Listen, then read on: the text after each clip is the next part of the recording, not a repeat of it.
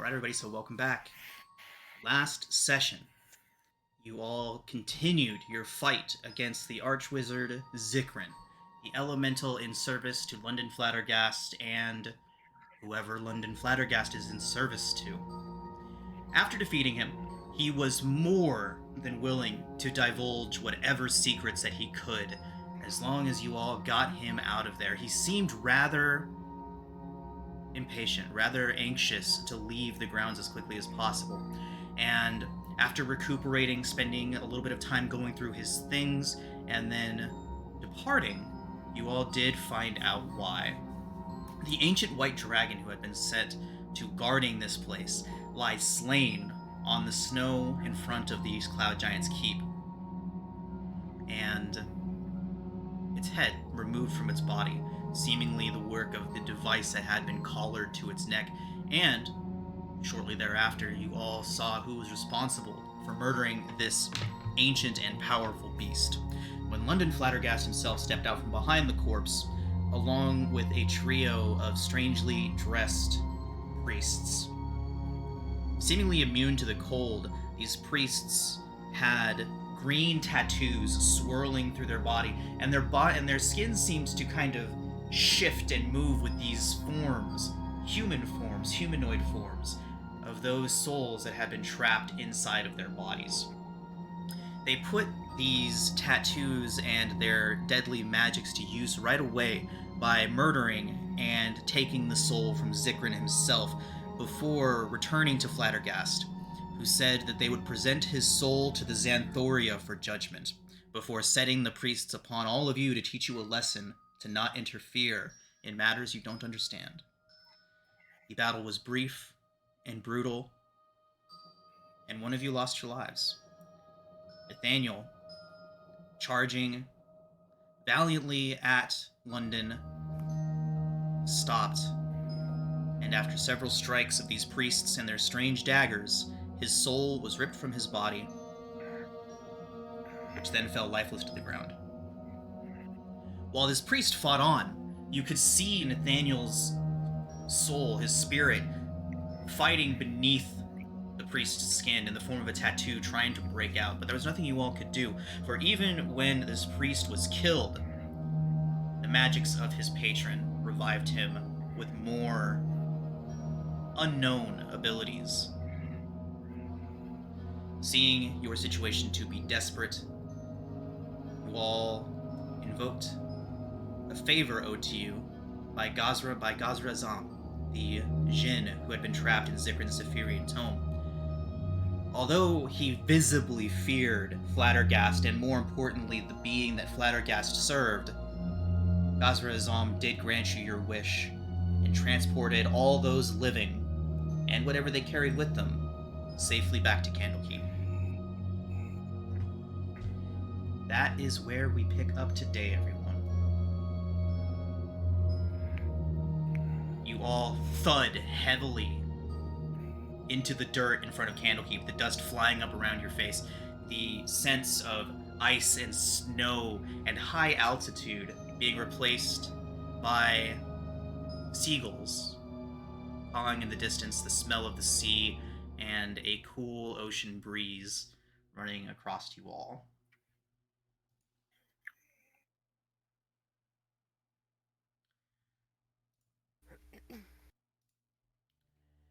A brief moment after you all make impact, as you're still coming to your senses, looking up, it's a clear day, rather nice day out. Clouds hang low, and it's very quiet at the library. What do y'all want to do? Pick rocks. Crying is a free action, right? Crying is in fact a free action. Releve is going to be super distraught.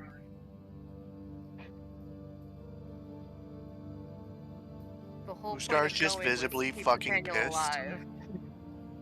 Same. He's vowing to like rip off Flabbergast's head and shove it up his ass.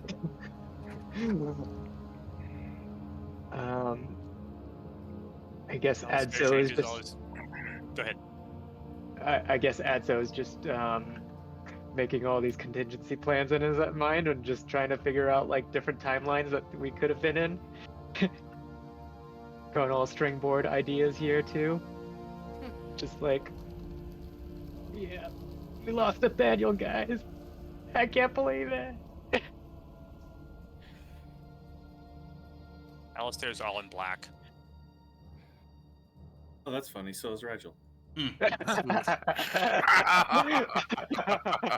So Rigel sort of looks Stop at you cribbing guys his all style. Like, this is kind of weird. Like, why? Rigel doesn't. He seems a little sort of detached.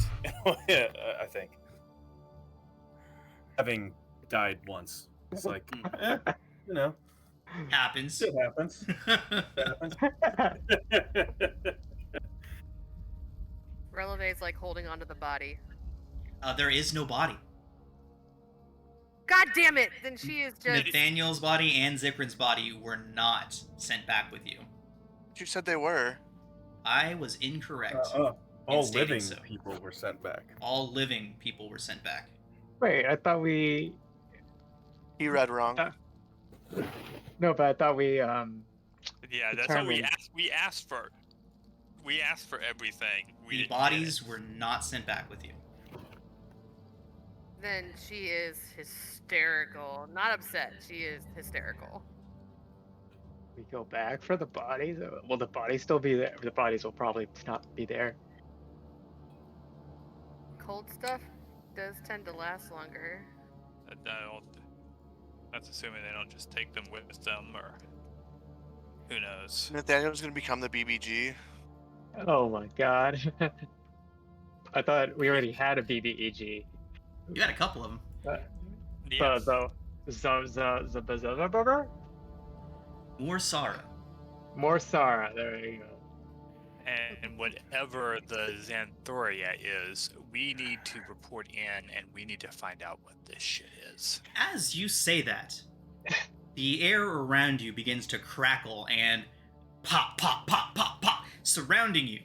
Several avowed in full battle gear apparate, using whatever teleportation magics they have at their disposal, all of them leveling staffs and wands at you when they shout, "Halt! Announce yourselves!" And a brief moment later, a small figure comes around from the corner of one of them, peeking out from behind one of their legs. When Sprig says, "Oh, they're fine, they're fine," she is wearing battle leathers that are extremely lightweight, and Oh, Sprague. they seem to allow her quite a bit of freedom of movement, and she puts a little dagger back into her sheath. She says, "Things have been pretty dicey around here, guys. Are you okay?" She looks around. "Where's Nathaniel?" You just hear Definitely Uskar mumbling about not Flabbergast. Okay. There will be more hysteria from the bard. No. Like, where's Nathaniel? And then Releve just starts bawling. Uskar's just cussing. We lost him. Fucking Flabbergast. Fucking prick. Sprig kind of brings her hands up to her mouth, covering her look of surprise up. Just, "So it's true? London is Evil gone?" piece of shit. He's not gone. He's gonna be gone, though. She nods and says, "Okay, let's get you all back inside." And she turns and starts striding back in, and a lot of the wizards vanish again. Several of the avowed begin walking back with you all. All of them have obviously let their guard down. All of them recognize you. Even if the ones that are brand new, they would take the lead of those that are more senior and recognize you all after the... God, how long have you guys been in How long has this been now? It's been a good long Oh time. no. A year. Like, I would say a Week or year two. sounds about right, yeah. We did have that, 3-month break. In-game time skip. Okay. Brig, any word from the five? She nods, and she says, that they have gone north to Icewind Dale to investigate something that happened a very long time ago, but the last major incident of a demon prince making his way in that has not exactly been well documented. Um, Anybody proficient in history, which I'm sure several of you are, Yep. would know she's likely talking about the incident of the Crystal Shard. The Fastidious Five have gone up north to investigate something that happened a couple hundred years ago, I think it was at this point, about 100 years ago at least, when a demon, not a demon prince, but an up-and-coming power figure of the Abyss, crossed over into the material plane. But that'd be what she's referring to. And that is where the five are. They are in the far north, looking into that. Once we've reported in, we need to try to get a message to them to warn them about what they might be facing. Yeah. Sprig Is nods. Janusi around? Sprig nods and says it's exactly where she's taking you now.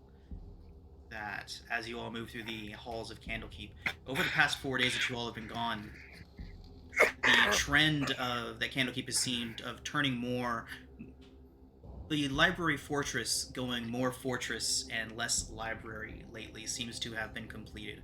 All of the Avowed walk around with their spellbooks, weapons, whatever they may have, whatever defensive and offensive abilities they have. People walk around the castle armed at this point. This is the first Just time. look at one of the Avowed and be like, and try to get him, and tell him to go get him the strongest mead they can find and bring it back to him. All right. Yeah. A young Avowed would kind of, so the young Avowed passes by you. You reach out and grab a hold of him. He's like, yes, Mr. Uskar. What can I do for you? Mead, strongest you can get now. His eyes kind of go wide, and you're like,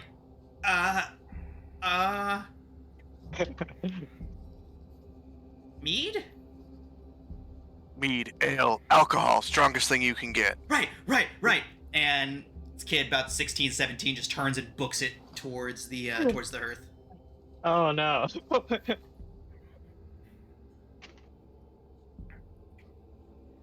I'm sure they don't ID in there.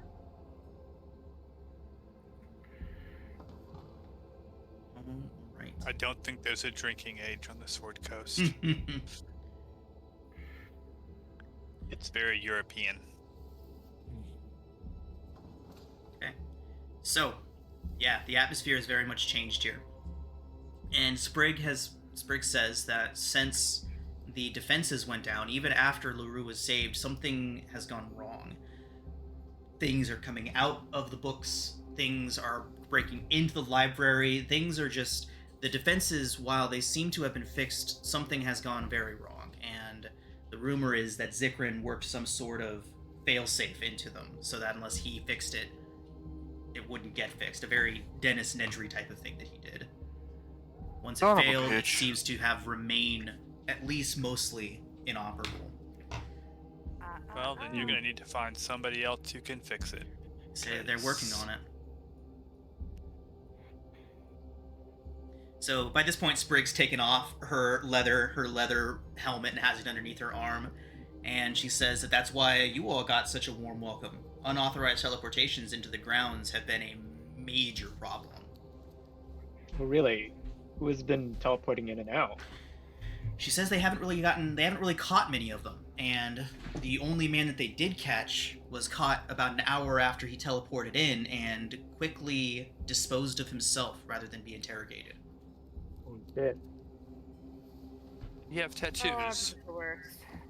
She nods and says he did, and something about them destroyed his soul when he died, so he could not be questioned. Flabbergast.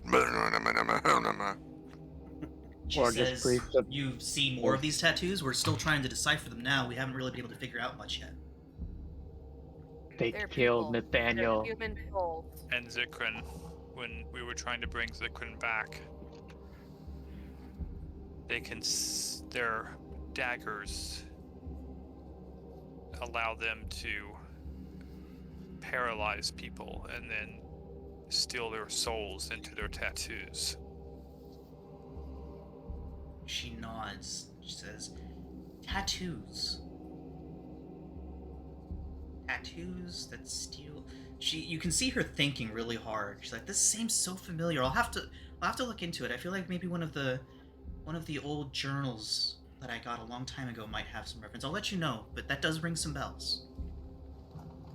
Does the Xanathoria ring any other bells? Xanawhatia? Xanthoria. The Xanathar? That beholder over Waterdeep? No. I can't say it all. I can't say no. Does Mordsara mean anything? Or Sara.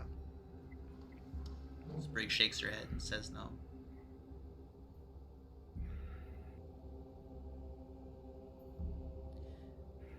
So, as you all move further into Candlekeep,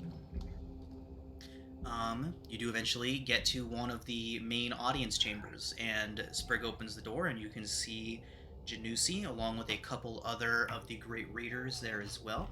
You would recognize a couple of them. Namely Alchrist, the Dragonborn Master Sage. His expertise is military strategy. Furthermore, there is also Kazra Neontani, a human Master Sage.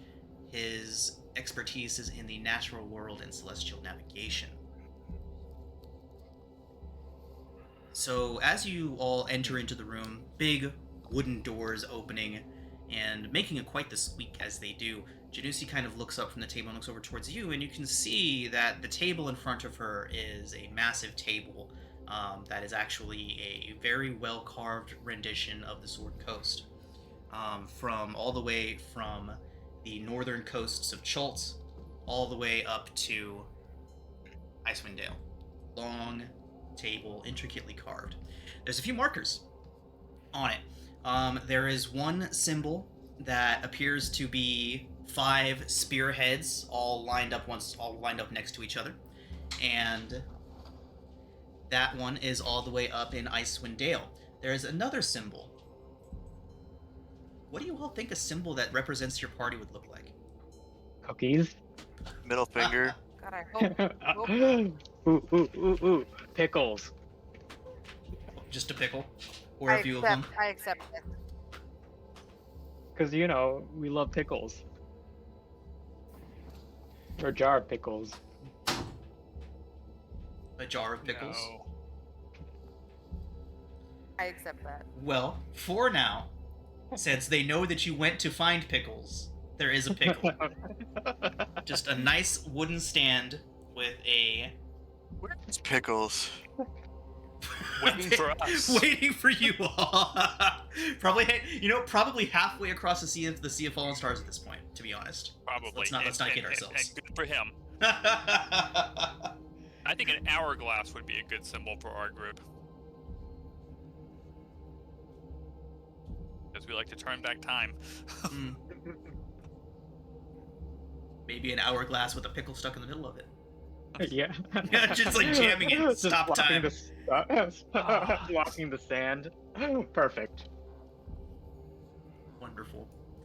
Well, there was a little wooden peg over by the mountains, just to the west of the Sea of Fallen Stars. Janusi kind of looks over at all of you, and reaches out on the table and grabs the marker and puts it back into Candlekeep. Welcome back. We weren't expecting you back for some time. She kind of looks around, looks at the rest of the group. You see her face her face was already very solemn, very deep in thought, but now it kind of goes harder for a moment. And she nods and she says, "Very sorry. It's always challenging to lose one of our own." She looks over towards Alchrist. She says, "This would explain why we got the correspondence earlier today. He will be here shortly." And she looks towards all of you. Daniel is a member of an order, a very prestigious order. one of his representatives contacted us this morning and informed us that he would be arriving later today. They generally don't visit us unless one of their order has died while in our service. Again, I am very sorry for your loss, everyone. Nathaniel will be missed. And she would basically ask for a report of what happened. You just hear Uskar cussing about Flabbergast. Should we like do some sort of slideshow presentation, or maybe via minor... let's get some minor illusions going. Yeah. I'll get my between my actor feet, mask of many faces, minor illusion, and silent image. Recreate the entire little battle and all of the. Uskar's just gonna make finger puppets on the wall. Nice. Oh, the dragon yeah. finger puppet. Yeah, there we go. Oh, I used to know how to do all those. Now all I got is the dog. The Doge. The Doge. The Doge. So yeah, we do this whole production while trying to not to sob to the whole time. You know, try to keep it light, but also get all the information and all the speculation and all the revelations out. Maybe even talk about like that their word is like consume and all that. Okay. So Janusi is familiar with as you're describing everything, she nods along, and when you're finished with everything, she says that she is familiar with the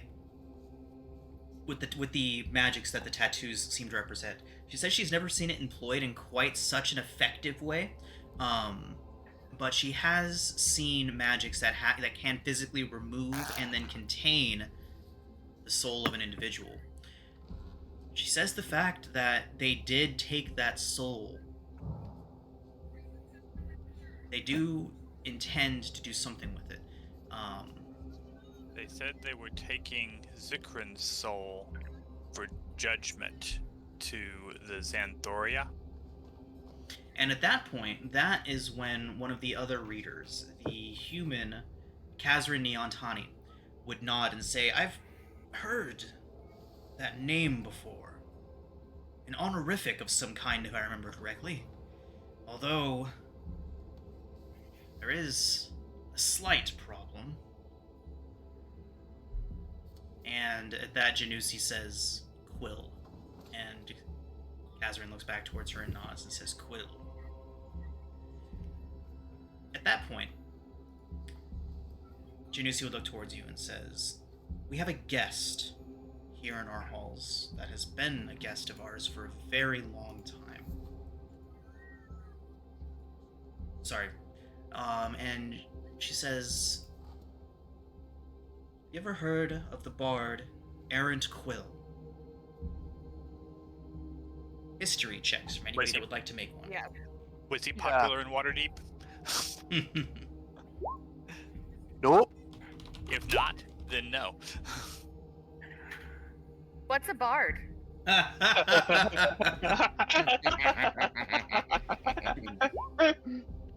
Nice, good job. Wow. Wonderful. Good stuff. Adso, you're pretty close. You know of this individual from folklore, from bedtime stories of...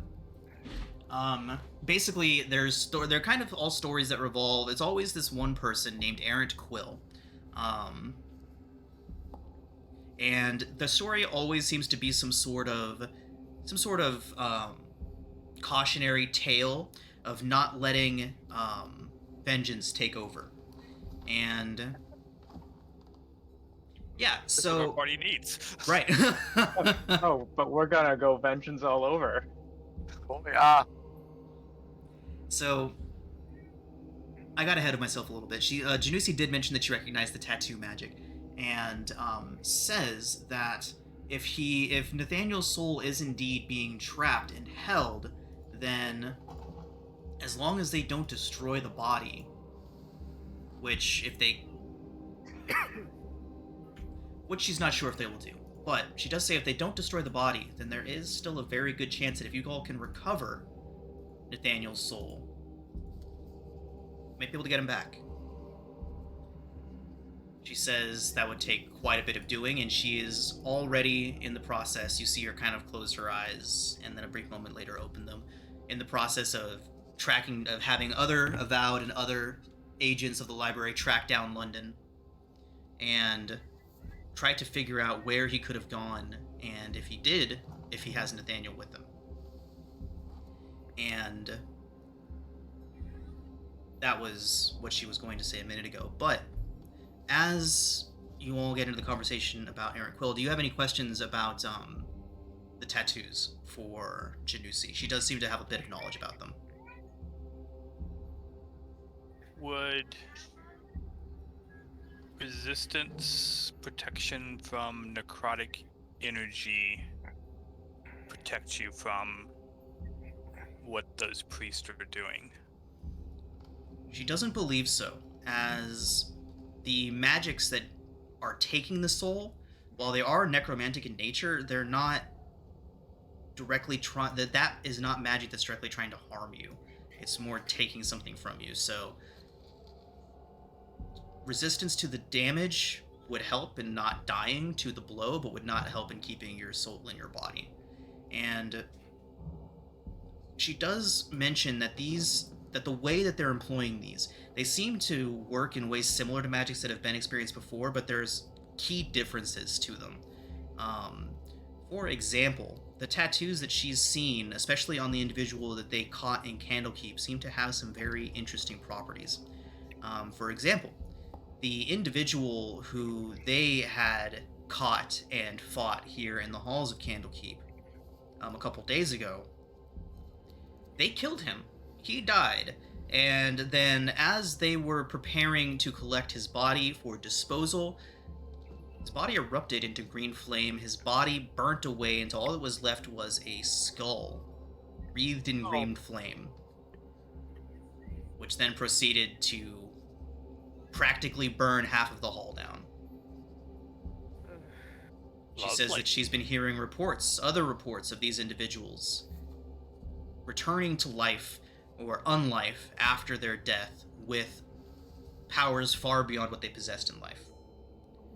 She says that it has something to do with the tattoos, and that they can seem to go through many of these changes before succumbing fully to death.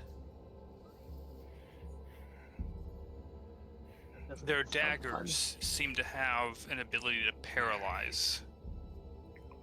Are you aware of any way of protecting against that?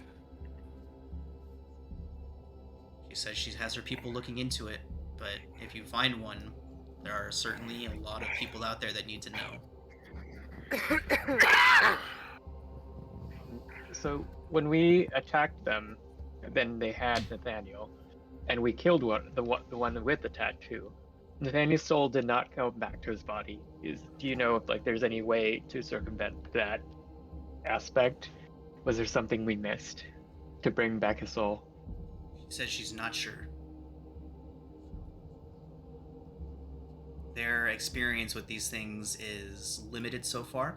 As far as her previous knowledge, as she's nice.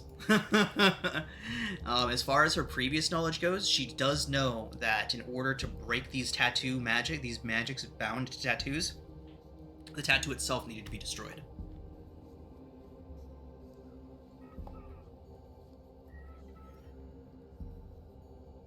She says that very well could be the case here as well.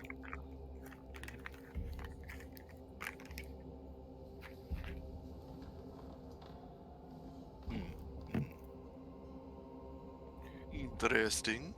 So we need rest, resupply, and somebody that can point us at Flattergast. So about this Aaron Quill guy? Right. So, they say that... So, the Avowed who was talking to you before, the Great Reader who was talking to you before, Kazrin, he would tell you all that Aaron Quill is very much not a fairy tale. He represents a very real person that lived a very long time ago. He was a great hero of the Harpers for a very long time, until his quest for vengeance got the better of him. He came into contact with something that corrupted him utterly. And while his track record was immaculate, his deeds and his crimes after coming into contact with that entity warranted action. So, the scholars of Candlekeep did what they do best, and they bound him inside of a book. And as Janusi is leading you all away, she would stop and turn towards you all and say, "We will track down Flattergast. We need all of you to find Quill and see what he knows about the Xanthoria. And before you go," she says, "Quill was also present just after the fight between Dweeblex and Zagatmoy." Isn't tight. You and you wipe it up.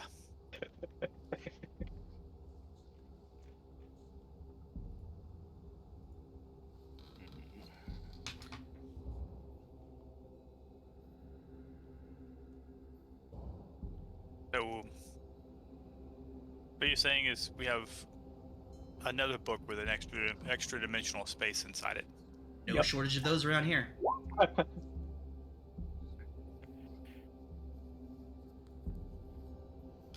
So, do you all need rest and recuperation before you head out in your next journey? Please. Yes. And health potions. Take the day. Each of you can take 2 standard health potions. Oh, just boo. Standard. Or you can have 1 superior if you'd prefer. Well, Yeah.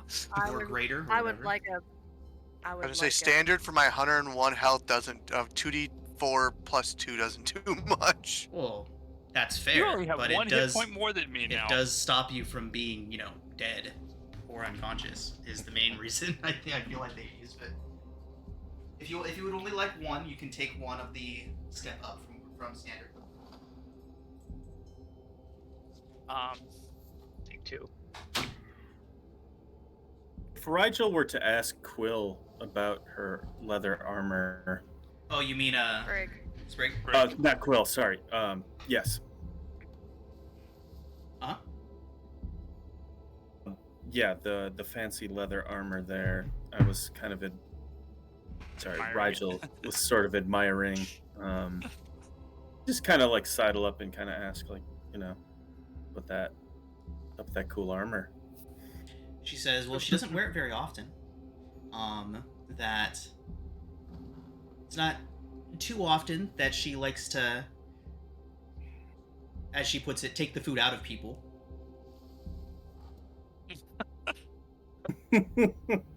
But she is Wow. proficient.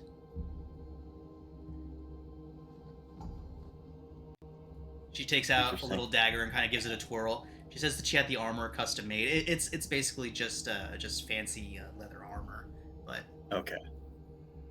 nothing too Nothing like- spectacular. It's I've got leather some pretty armor. spectacular armor already, so. Yeah, leather armor just fitted curious. for a halfling with a few frills on it. It's probably got paisley on it somewhere. Sure. Cool. But yeah, Sprig's a rogue. Oh. Yeah, I figured that one out. Yeah. Comment. With my level up, I gained a spell that gives me, I got teleportation circle. Okay. Right, you mentioned that, yeah. And you It want to says make the when- it says Candlekeep. it says when I get the spell, I learn the sigils for 2 circles that exist, Okay. and I'm hoping that Candlekeep can fill me in on some more. Candlekeep would 100% be the one that you have, and you mentioned that Silvery Moon is your other one, right? Yeah, that'd be the 2 I would choose. And if I could get my hands on like Waterdeep, that would be awesome. Yeah, they would give you the I guess the runes for either Waterdeep, Neverwinter. I feel like I feel like one of the 10 towns likely has a Candlekeep teleportation circle in it. Where else? Silvery Moon, obviously. Probably Yartar has one. Okay. So I can get all those, or just like one or two of them? No, just the one extra for now. Okay. So you can choose which one. We'll go with Neverwinter. That's close enough to Waterdeep. We can get there if we need to, but further north, there's been a lot of stuff that's been pointing north.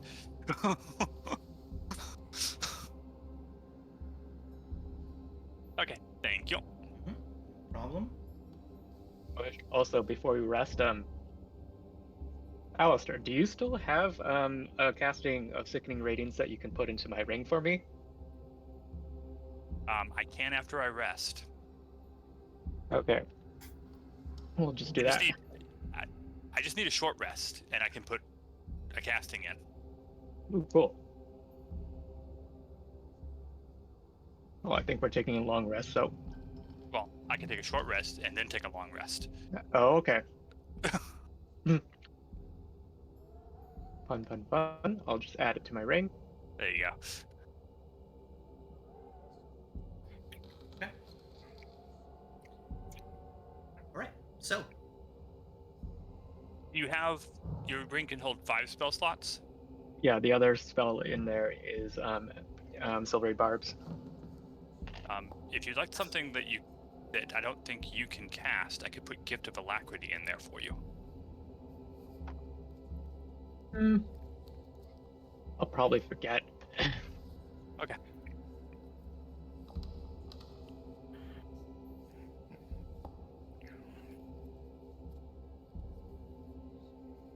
Alright, everyone, so your rest, of course, goes by uninterrupted. And after you all, I'm pretty sure everybody did rests after the level up, so we shouldn't really have to do much actual mechanical resting. Well, I just need to rest because I need my hit dice back, so I'm gonna take a long rest for my hit dice. Okay, so 8 hours has gone by. It is now the following morning here at Candlekeep.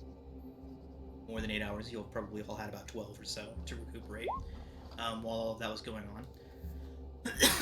And while that was going on, Janusi and the other Avowed were hard at work deciphering the information that you've brought to them, figuring out what they can about Quill, and all of the other things that you have brought to them. And while that is happening, an individual is making his way up the long road from the long road to Candlekeep. And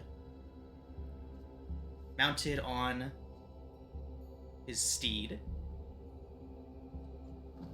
August, why don't you go ahead and describe your character for us as he approaches Candlekeep, riding up the road. What he's riding, all that good stuff. Yes. August is riding up to Candlekeep on a very surly donkey. Aw. Grumbling at it half of the way because it's not wanting to necessarily mind him as well as the typical giant mountain goats he is used to.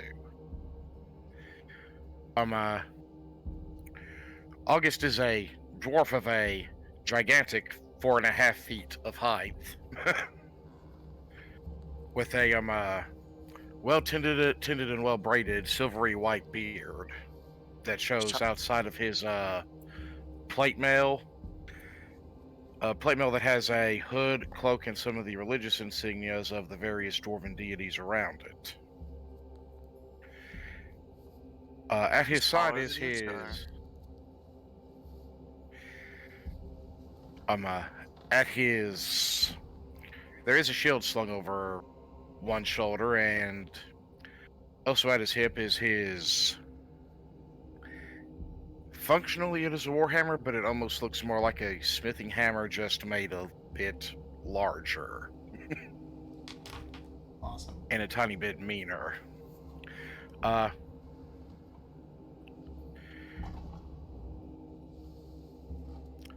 Pulling up to a stop in front of Candlekeep, he runs his hand down his beard to make sure it is in proper, presentable order, and yells at the guards and avowed on duty before he gets there. Hell the gate. I am August Stonefist, and August Stonefist, and you all should have received word of my arrival before now.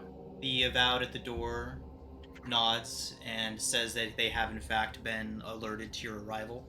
They open the gates for you, and they gesture in across the court of air, that massive open courtyard in front of Candlekeep, and they say you will of course still need to present a book at the emerald doors to gain entrance. Is just a formality, but it is tradition. Mhm. It leads you to these massive emerald doors, the ones that you all stood before. Anyone that arrives at Candlekeep for the first time must present something to the two avowed at the emerald door. What would August bring to them? What book that would not already be in their collection could August present to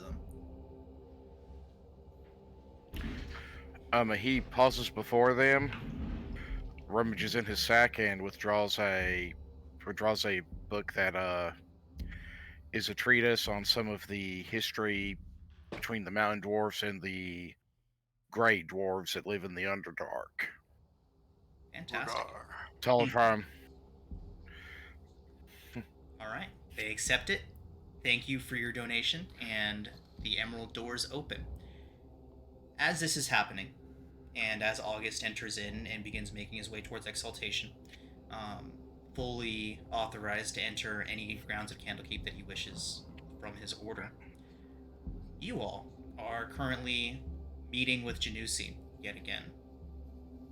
And just as you all take your seats around one of the meeting tables that she has set up in one of her conference halls for you all, just as you all sit down, and Janusi says that there is much to be briefed on. They have learned much over the time that you all have been resting, and been able to put much of your knowledge to use. And you see her lift her head up for a brief moment. She says, "But first, there is somebody that you should all meet." And as she says that, she kind of looks over towards the door just as August steps in, and a couple of the avowed that were escorting him gesture, and he walks into the room to join you all. Janusi would say, "This is August." I'm sorry, what was August's full name? She would present you with her as your August Stonefist. She would introduce August Stonefist as a representative of Nathaniel's order, and she would gesture towards the rest of you, and say they were all here when he passed. All there, I should say. He pauses and looks at the gathered party,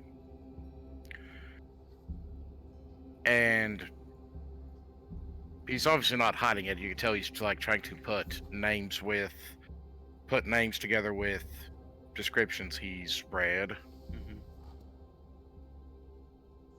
And he's like, the fellow dwarf that was fighting beside him, so you would have to be Uskar. He'd harumph you. Uskar. Gotta keep it the same way every time. the mage who also went into battle alongside him, who became one of the master readers here. The Dragonborn Rigel.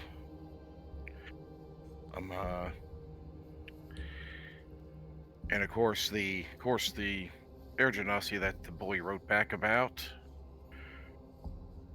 And he looks at the last one going, "So you must be the one who keeps shifting his shape." And I changed shape like about 5 or 6 times. Short order. And then back to my foppish half-elf look. Yes, I am Alistair. Allow me to properly introduce myself. My name is August Stonefist. Priest.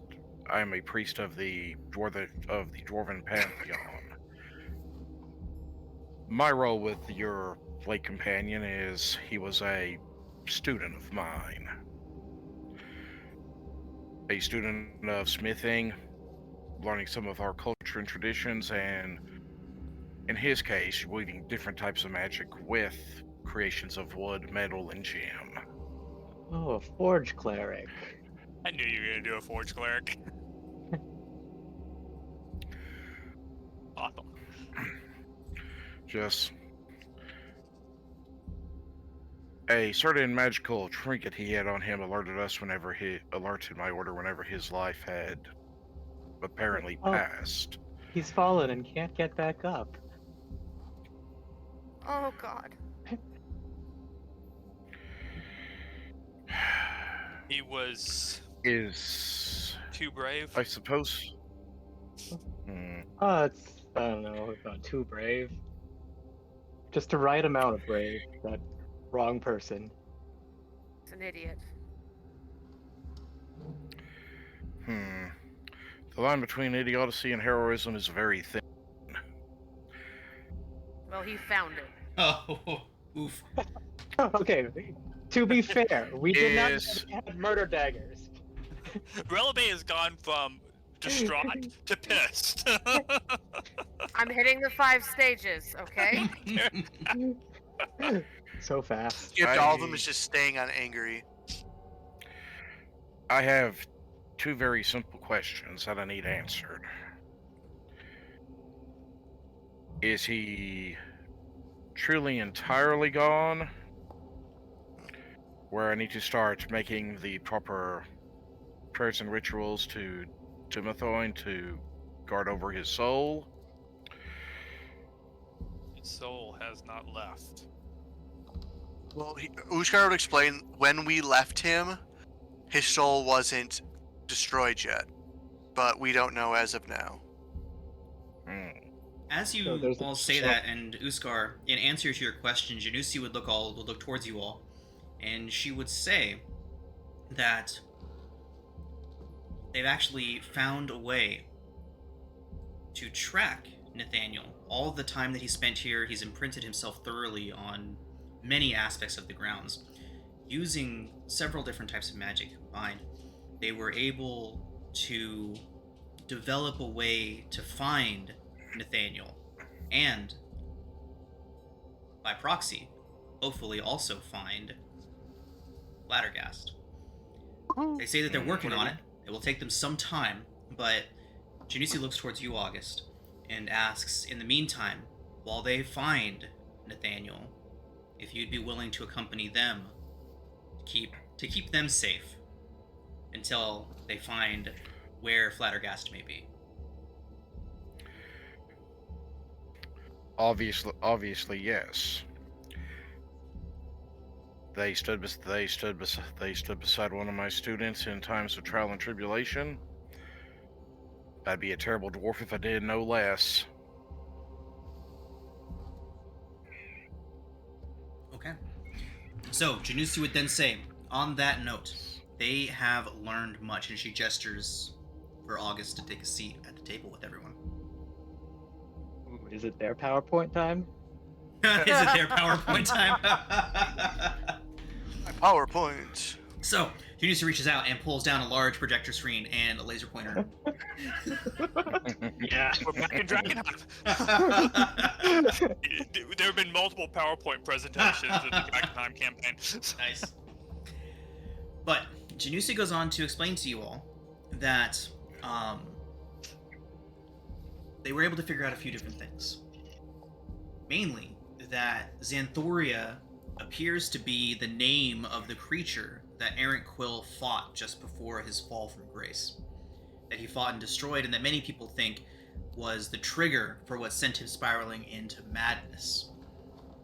Now, their accounts say that Quill destroyed the Xanthoria, and it's always mentioned as the Xanthoria. So they are almost certain that it's some sort of honorific granted to somebody. But other than that, they haven't been able to find too much about it, other than the fact that the bard Errant Quill has faced this creature before. Now, while they were going through everything, they were also able, through your notes and through your research and through what you were able to take from Zikrin, they came to a rather spectacular revelation. They've always considered what happened to Quill to be a sickness. They've been searching for a cure. They were unable to figure out the exact nature of what happened to him, but all of their divination and all of their medical magics and science that they were able to throw at the problem with Quill only revealed that he was sick, that some malady availed him, that they needed to find a way to cure him. They were unable, and so locked him away in the book, to live a life of peace and general happiness in a small village based on a place where he grew up, basically indefinitely until they could find a cure. Unfortunately, efforts hit a wall many years ago, and so they've kind of just resigned him to be locked away. Your research and what you're able to find, and all of these things pointing towards some sort of new, possible fungal related ailments, sent them looking in a different direction. And they believe that they now have what they need to cure Quill. And all of these lines, all of these kind of threads coming back to a creature related to Zagupmoy and Dweeblek, some sort of slime mold sort of creature. And after going through all of that, they were able to determine that that is likely what has happened to Quill. That the way he was acting and certain passages that made their way in describing his physical appearance have led them to believe that he might be suffering from some sort of a mycelium infection that corrupted his mind. And now, armed with all of the information you've brought back, they believe that they have been able to find a cure for him. If cured, Quill could prove to be a valuable ally, and possibly the only being who has faced what you all are up against and lived to tell about it.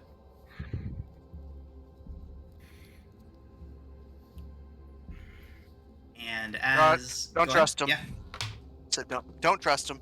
Well, she says, no, you most certainly cannot trust him. He is wholly insane and, to his core, evil. That is what you're hoping to reverse. She says that before his contact with the Xanthoria, he was quite possibly one of the greatest heroes of the realm in his time, single-handedly putting an end to despotic monarchies. Basically, he was the epitome of what it was to be a Harper. If somebody was out there abusing power, taking advantage of people for his own personal gain, Errant Quill would find him and stop him. It was only after his contact with the Xanthoria that his paranoia began to shift towards his friends, his family, until he found a reason for every single person he came into contact with to deserve punishment. And then she turns towards you all and says, this is where things get complicated. They couldn't find Quill's book at first. It is titled The Curious Tale of Wisteria Vale. And while it had been safely tucked away in one of the corners of Candlekeep's archives for some time, at some point, it was resorted into the Hall of Villainy. A place where most of the books are harmless. However, it is also a place where they store books containing malevolent beings. The wards on the section are robust, and even after the failures that have happened, there has still been no escapes from that section. However, when they sent somebody in to try and find The Curious Tale of Wisteria Vale, the book that Quill is currently residing inside of, the Avowed came back, but minus a very important piece of his anatomy. His head had been removed and tossed out of the door with him. They sealed the chamber promptly and have not sent anybody back in, but scryings and other means of viewing magically into the room have revealed that some of the residents of those folklorish tales seem to have gotten loose and are now roaming around the Hall of Villainy. That spot. You want us to go in there?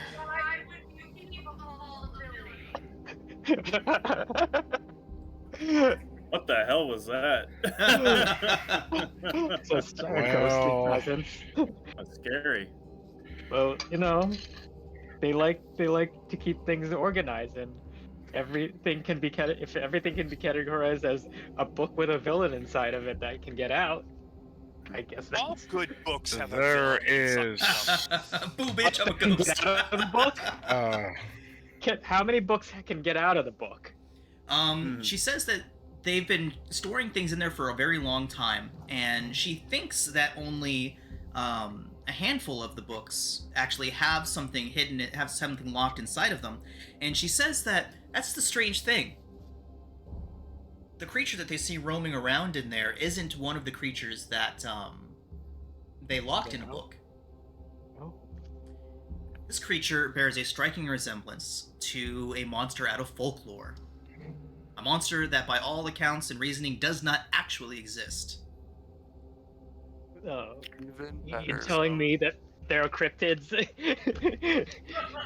She Faerun? said that's not the only instance of this happening either. A ghost is also roaming through those halls. A ghost that, also, by all purposes and accounts, doesn't actually exist. It's a fairy tale, a confirmed fairy tale, which leads her to believe that for some reason, the creatures, the monsters, the beings, the villains of the Hall of Villainy are being manifested into reality by some exterior force. Delicious. Put it down.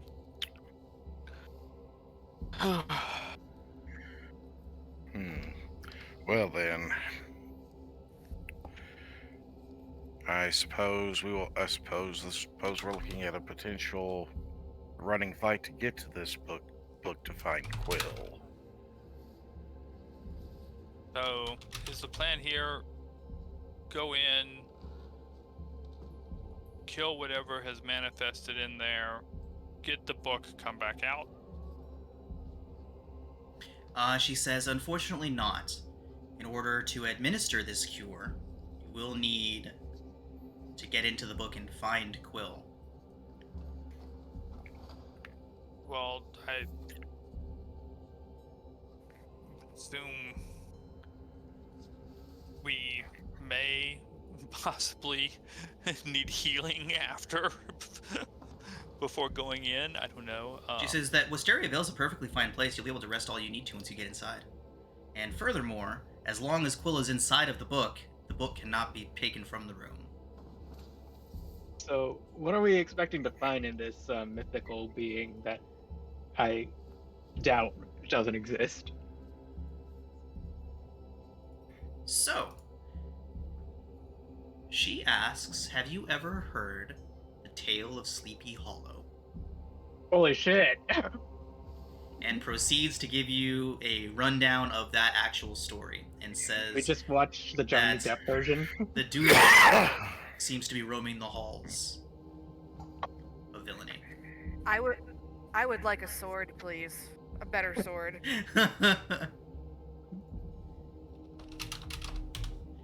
I would like extra armor for my neck. I'll just have like just neck armor, like a giant, real thick neck braces.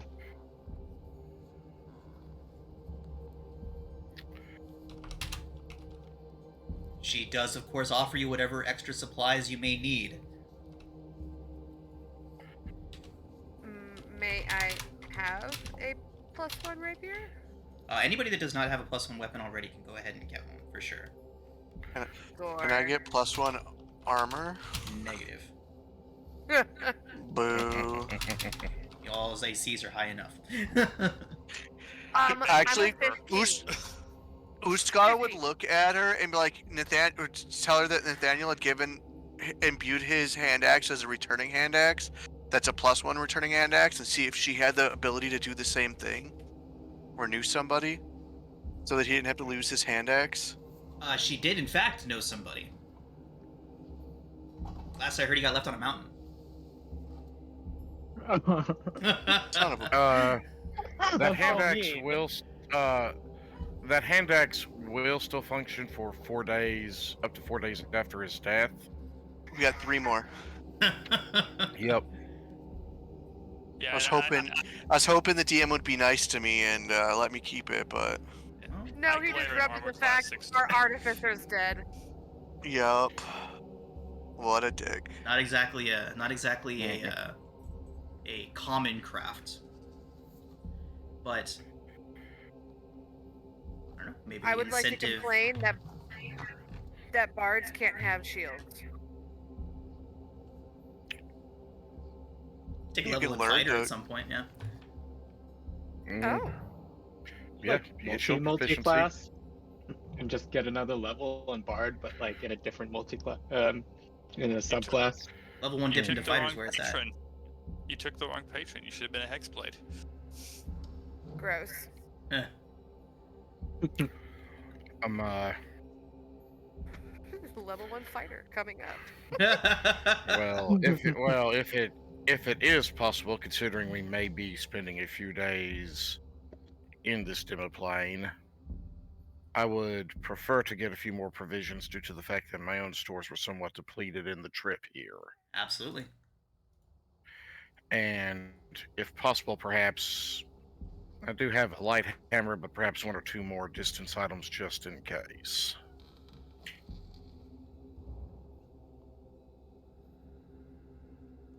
But let me just go. Let me just go down here, and I will do.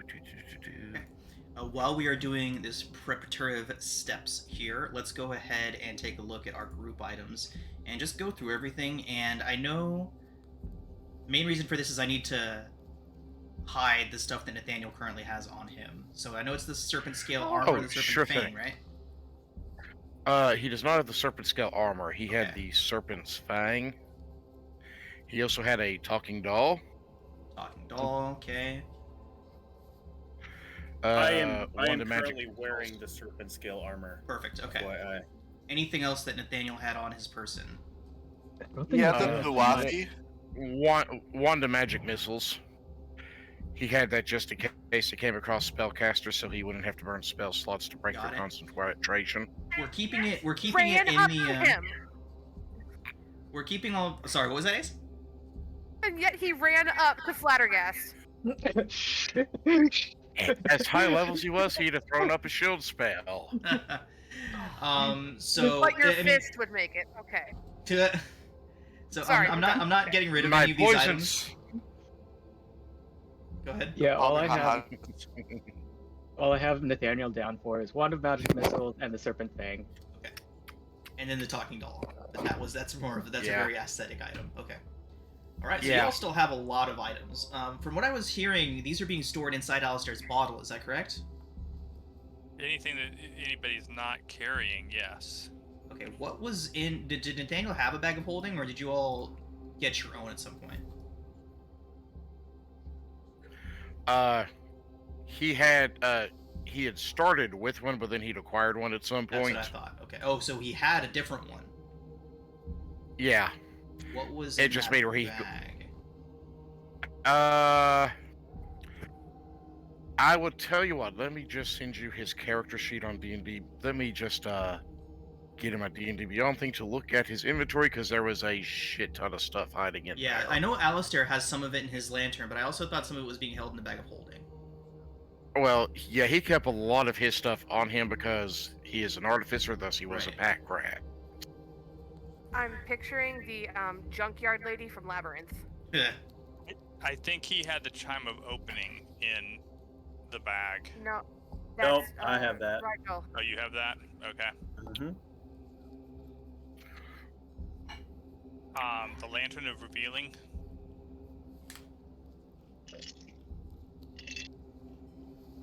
Don't have that. That might have been in the bag. I was mostly carrying mundane things in my bottle, because most of the other So stuff should have the was- Lantern of Revealing. Yeah, most of the other stuff was things that we were wanting to keep handy. Word. I think the chime And things- of So- opening was in nobody had, so that's got to be No, probably in the Rigel bag. had the Chime of Opening, didn't he? No, Rigel Rigel has it. Yeah, so let's do it this way. Let's go down the list of Rigel items that had you it. all have, and we will say, do you have this on your person? And if the answer is no, and it is also not in Alistair's bottle, we'll assume it was in the bag holding. Go ahead, Hank, unless you have a list for me. And also, as far as equipment that Nathaniel had on him, he had gathered. He also had a ring of evasion. Infusion-wise, he had a cloak of protection, You had a ring of evasion? winged boot. I didn't have that on the list. So we'll His get that in infusion. Yeah. He had collected that whenever we were sent to the nasty blob monster thing in Flatter Flat. That was him searching the body pile in the demiplane there. that I remember that, yep. ambushed them at. Yeah. Okay, so that was not on the list, but it is now as a recoverable item. Because we basically made it clear that there is a chance to get Nathaniel back. So, Yeah. that is established. He also has a few items that are infusions, which I don't know if you want to say are still functional or No. not on him. Yeah, don't worry about that. I don't have your Okay. infusions on my list here. Okay. Okay, so... Who has? Go ahead. Sorry. Other weird things he had was he had a scroll with the shield spell on it. Okay, it's not on the list. Then he had some stuff he just picked up here and there, which I don't know if it ever would even make a difference, like a Sporge and Rage group from the Juggernaut monster in Greenest. Vial of black sludge. Okay. I'm only looking for magic items right now, so...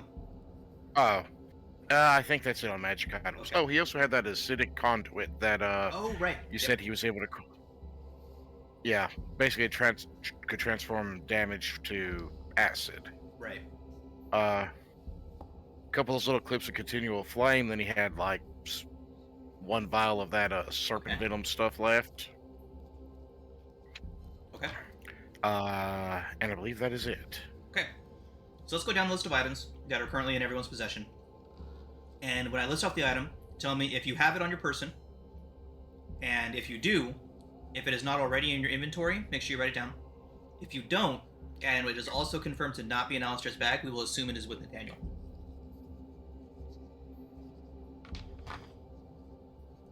So, the Chime of Opening.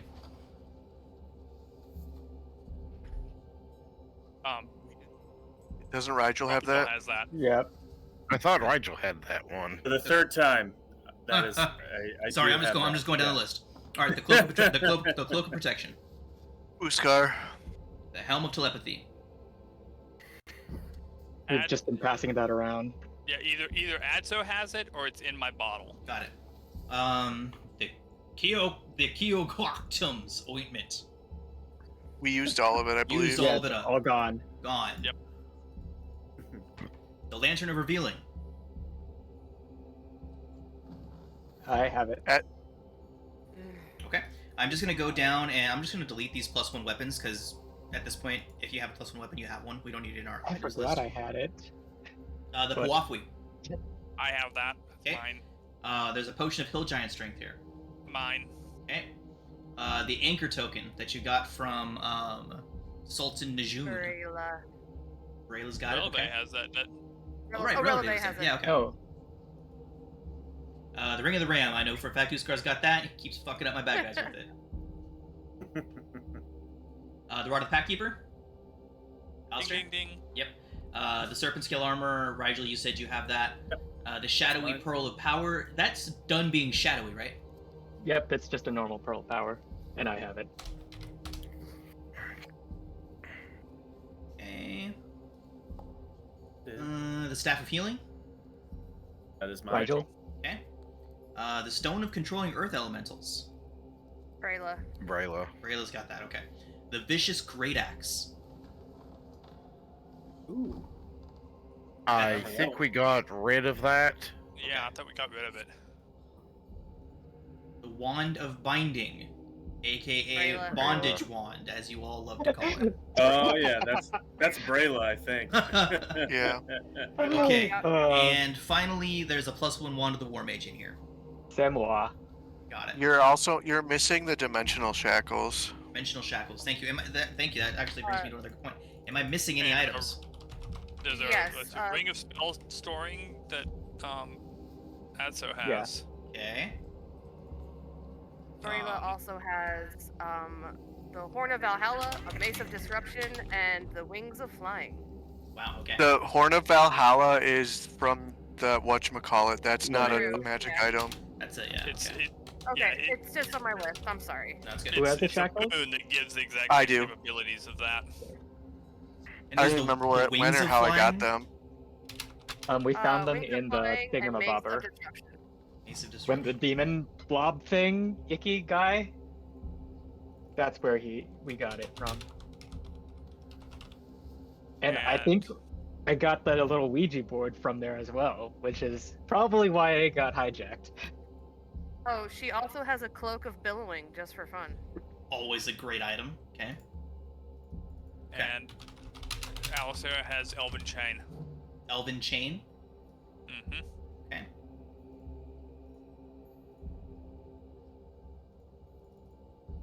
I'll be back for you, Brayla. Don't you worry. You ever need a look at you can look at the group loot, and I have now a pretty updated Awesome. Thank you. list of who has what. Do we have what Releve has versus what Brayla has? Rayla got all the good shit. Yep. And then left. Listen. All Back. She's bringing all her good shit with her, so it'll be okay. right, everyone. Oh yeah, there's the Garisto belly button ring. Oh God. Can't forget the important stuff. I'm putting that on our to liquidate list. To liquidate. So yes. we Would do. Guys, we have about 4,000, 5,000 gold of liquidated, or things that haven't been liquidated. What does the belly button ring do? It's just expensive. Oh. That's it. Well, I only have 2 gold pieces, so that'd be great. Do I also need to list the stuff that August has at the moment? Yeah, let's get that on the list too. Since that's, I don't know. Do you intend to? You know what? Let's just get it in there. We don't want to jump the gun and ask if, I would ask if you intend on keeping August in, but that answer could change for so many different reasons over the course of the next few sessions. So let's just not go into that. Very much. The +1 weapon I'm not too worried about. He has Amulet of the Devout +1. He also has the Battering Shield. Mm-hmm. And I believe that and his +1 weapon are the only magic items he has on him. Right.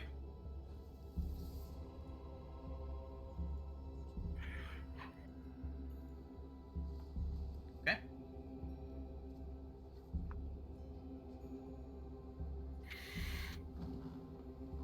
So, are we gearing up right now as well? Yes. Okay. Can I take 1,000 gold from the group loot? What are you using it for?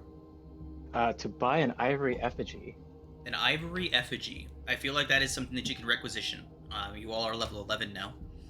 But it's 1,000 gold for a spell component. You can requisition that component once. If you would like to get any more, then it will cost you 1,000 gold.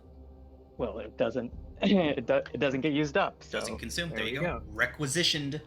Requisition an ivory effigy. Yes. We ever find a sentinel shield, that'd be great. Sentinel shield. I'll take a look at it. Okay. What should my contingency spell be? Be really, really helpful for Uskar. Okay, if someone gets below how much?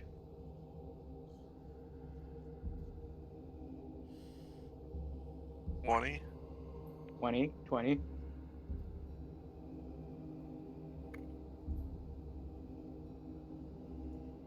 They immediately get polymorphed. into a giant ape. Which one has more HP, ape or T-Rex? Ape. Ape. Ape has more HP, but T-Rex does more damage. But Damage. but the T-Rex has to be attacking 2 different creatures. The ape can wail on one. These are all valid points. Oh, ape. Yeah. Okay. Great ape. So contingency spell. Anyone that goes below 20 hit points will be turned into a giant ape.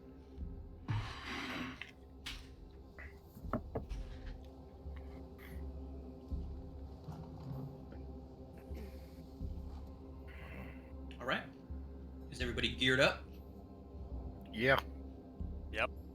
I posted the Sentinel shield in the whatchamacallit for you. That's not bad. No, it's good. It's good. It's a great little magic item. It's just not overpowered, so I'm hoping to find it. Yeah. We'll say you put in a requisition for it, so it'll be here sometime. Depends on when the next time you all come back to Candlekeep is, but after like a few days, like a 10-day or something, it'll be here. Cool. Yep. Yeah, y'all don't get a lot of gold in this game, but you do get access to stuff pretty consistently. Yeah. So I figured I'd ask for it. Would That's why I thought we should use the gold that we haven't been using.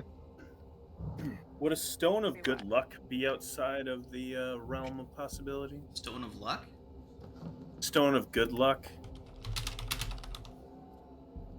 Why do I feel like someone just told Rigel it was a lucky stone?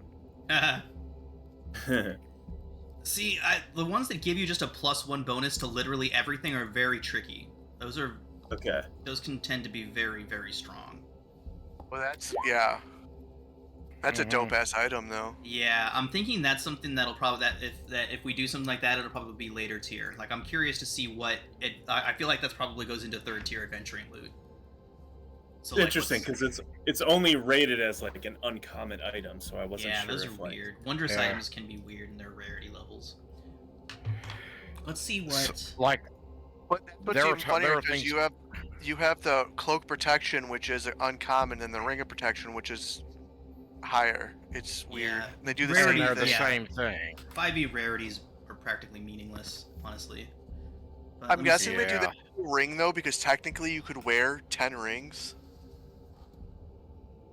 Hey, question. I don't think any DM would actually allow that. No, I'm just saying technically. Yeah. I just figure ring is I just kind of figure that if you go into a place, you may take off your cloak if it's like some social function, but it's easier to keep a ring on your hand. Yeah. The Stone of Good Luck isn't even in the Sane Magic item prices. Interesting. Okay, MK, I will look into that. Yeah, no worries. My first instinct is, like, I have a hard time giving things that give sweeping bonuses. Like, if there's something that'll give you a +1 to, like, your key stuff, I don't mind doing that. But I That's will cool. definitely look into it, and if not now, then eventually would be the answer I would give. Yeah, cool. Alright. Alright. Okay, everyone. So, Janusi leads you all down into the restricted vaults of Candlekeep, and leads you rather far in. And as you're all heading through there, off to your left, you see this flash of greenish light. And see this flash of greenish light, and it seems to be moving very quickly. And as you look at it, it seems almost like a creature of some kind. You can see scales, and then you swear you see a massive clawed leg go swinging by.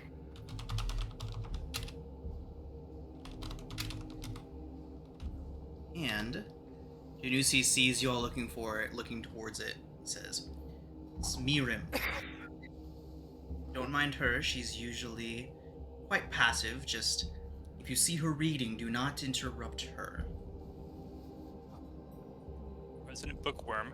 Resident bookworm indeed. Mirim is known as the Sentinel Worm. Janusi tells you that she was once a silver dragon, and while her lust for more knowledge led her down here, and she caused quite a bit of trouble for Candlekeep back then. She stayed down here until she died, and they basically just let her live down here. And she stayed down here until she eventually died, and now is essentially an unofficial guardian, for she refuses to leave the restricted sections, but also doesn't really bother anyone unless they harm the books. So works out. You put her in the vault with all the bad guys. She says you can't really tell Mirim what to do. I like her. You just kind of hope she doesn't decide you've done some sort of damage to the books. Has anyone warned her that we are going to be fucking around with the books? She says no, but she's going to be pretty far away from where you're working today. Okay. I have objections. All right. With that, Janusi continues leading you further into the restricted vaults until she brings you to a spot that is guarded. That is a very large stone door. It looks enormously heavy. It is covered in arcane runes, and you can almost see the air shimmering around the door. There are 6 avowed, 3 on either side of it, 2 on either side of it, 2 in front of it, that are literally holding out wands at the ready at the door. And she says, "We're not taking any chances." Janusi says that they're not taking any chances with this. If the fictions held within those pages are really coming to life, there are some truly horrific things that they really don't want getting out into the world. So she says, if you can find out how to get them back into the books while you're in there, that would be great. If not, if you can get to the Curious Tale and get inside, nothing will be able to follow you. Good luck. How And will we find the Curious Tale of She Wisteria says- Vale? that is another unfortunate little hiccup that we forgot to mention. It's in there somewhere, but the only person that went inside to try and find it unfortunately came out without his head. Do you have a scroll of Speak with Dead on hand? Wait, oh wait, they don't have a There's head. no need. I was going to say if they actually any for scroll, but excuse me.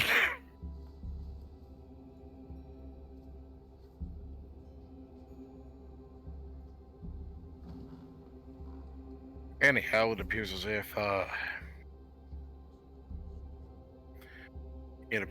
we're going to have to do this the old-fashioned way.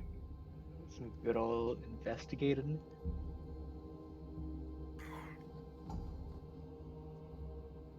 Let's go kill some ghosts. Could ask Ghost. Who are you gonna call? August just Ghostbusters. Probably should call Brayla. Probably. August just draws his hammer out and starts humming deep various dwarven hymns.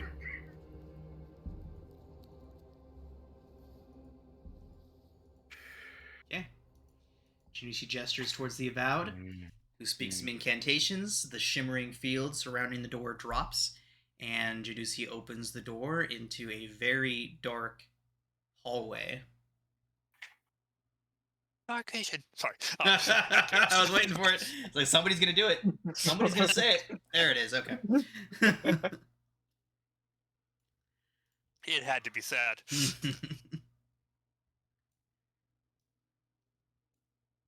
Okay. The door shuts behind you all, I'm gonna And cast you all. fly and give it to Grumps. You're gonna cast what? I'm casting fly and The clocking it in a ceilings in tiny this wide room are 8 feet up. 8 feet. 8 feet. Just a heads up.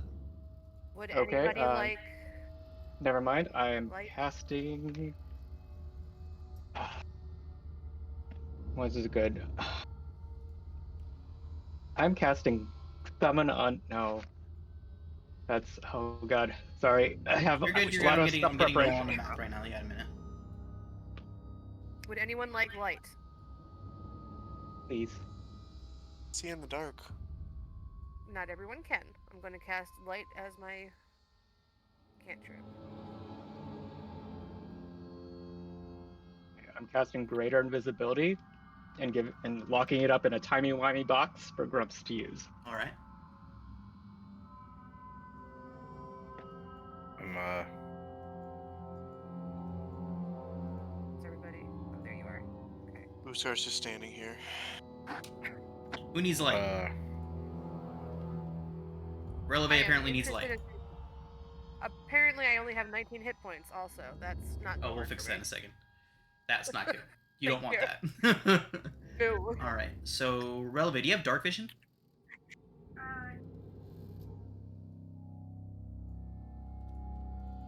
Or are you using a light source of some kind? I don't see dark vision on your sheet. Yeah, I'm casting. you're light. not coming through. Oh, there you go. casted light. Casting light. Got it.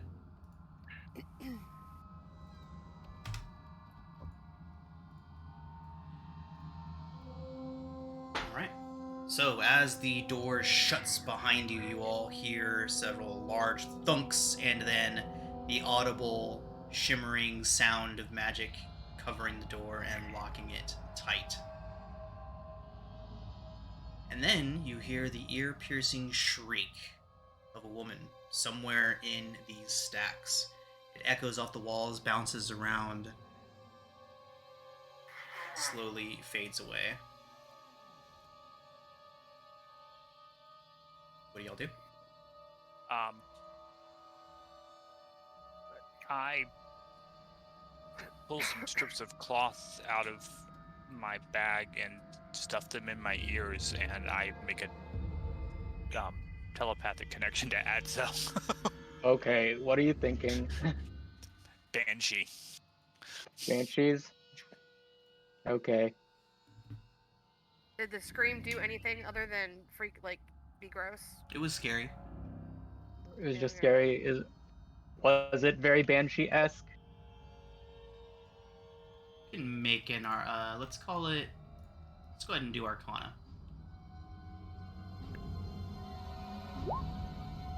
Okay. Okay. Did not seem to be any sort of debilitating howl or scream. Just a Alright. run-of-the-mill alright. scream of terror, agony, despair, whatever it may be. They're just flavor screams. Lovely.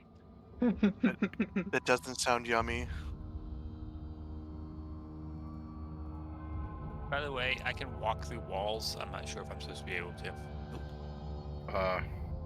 Oh, you're not a ghost? Eh, would it assist? Good, I'm would in it the wall assist- now. Oh shit. Where'd he go? I can see him in. Thanks. Troublemakers. No, I was just waving him around, and all of a sudden he was stuck. There are books everywhere. Hey, There's a tent many of for, them look to be green. that one, that one, that one.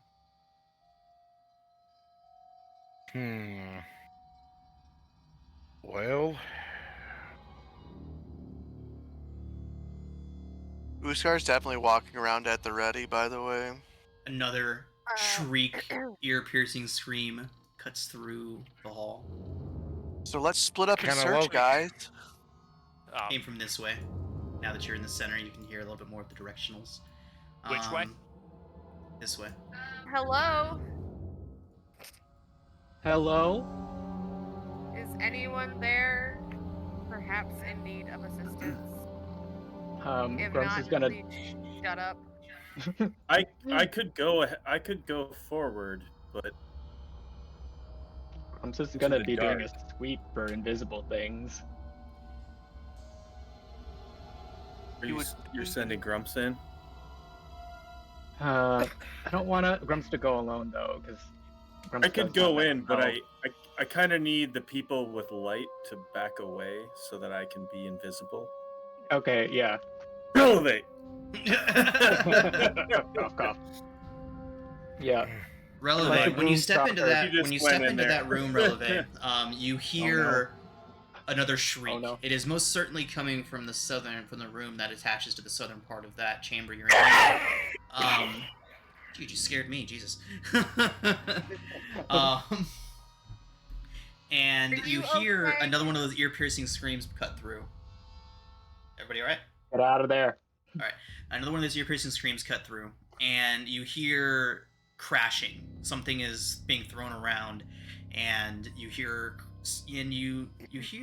as things are crashing around, things breaking, glass breaking. Help.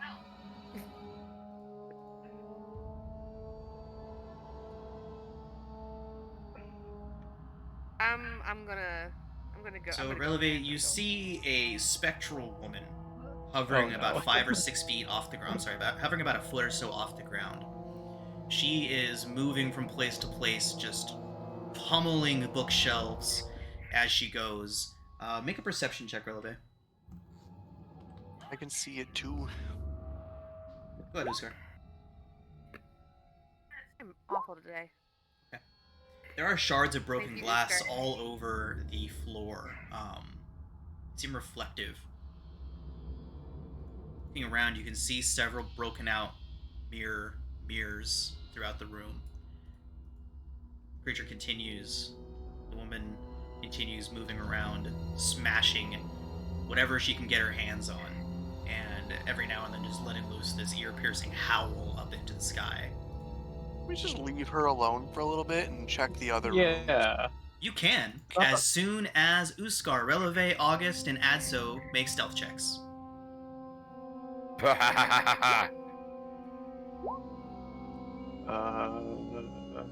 This is gonna be terrible. Releve, Yeah. your Good foot Lord. steps on and crunches on a piece of glass that came sliding out through the room with a loud snap. The creature doesn't turn towards you. Her body melds through itself until her face is facing out the other side, and she looks right at you, Releve. She kind of gives you one of those, like, appraising up and down looks. Make an insight check, Releve. Okay. Please roll better. Try and look intimidating. Extreme jealousy to the point of seething hatred when she lays eyes on you, Releve. She was okay. Her jaw distends as she lets loose another one of those howls. Both of her arms stick out rigid in front of her, and with a preternatural speed, she begins to rush towards you. Roll initiative, everyone.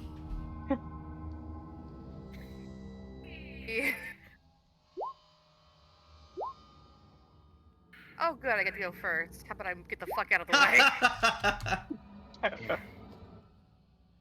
Said I wanted a shield, guys.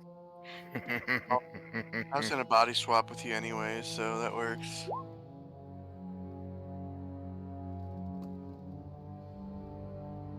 Oof. Why did I not double?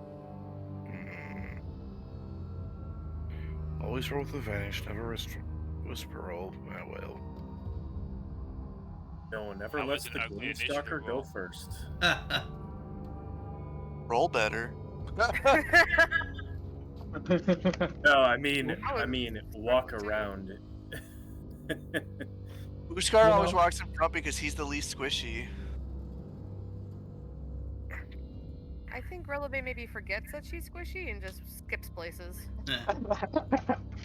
And that's why Nathaniel died. Oh For no! playing it Oh on my that. god! Why? Oh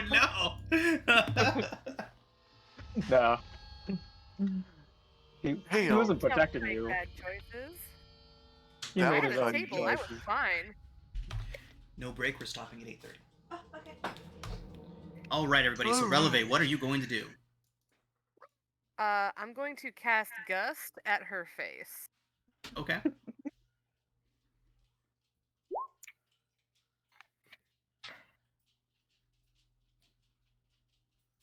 Strength save. Like a real air genasi now.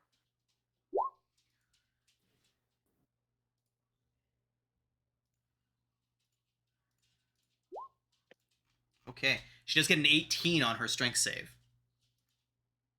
Well, That's a strong ghost. Sorry, everyone. 1 second. I gotta refresh.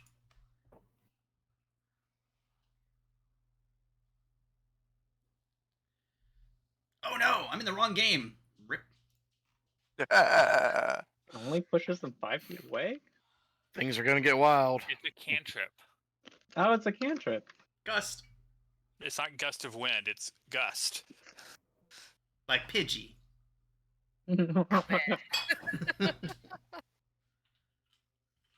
Poof. All right, here we go. It does get an 18 on its saving throw, Releve. okay, then she is going to give Adso a little heart over his head that is telling him, "You can do it. You're a master reader for a reason, Adso. You can do this." Am I? Read her into submission. Yeah. How about that? Okay. And then she's going to, like, get behind Uskar, who is not squishy. Adso. Get that line out of there. Okay. Yeah. I don't know what she's all about. And I don't know how to. Be angry. I don't know, but Releve pissed her all the way off. Yeah, let's just throw a cantrip and see what happens. Casting Firebolt. Okay. 19. Strikes the apparition squarely in the chest. Howls up into the air and go ahead. 14 fire. Fantastic. And then it's gonna walk right out while maintaining vision on my teammates. Yep. You're gonna lose sight of Rigel. Uskar. I'm losing sight of what? Uskar in a little bit. No, I can still kind of see you. Oh, he's moving over here. Oh, okay.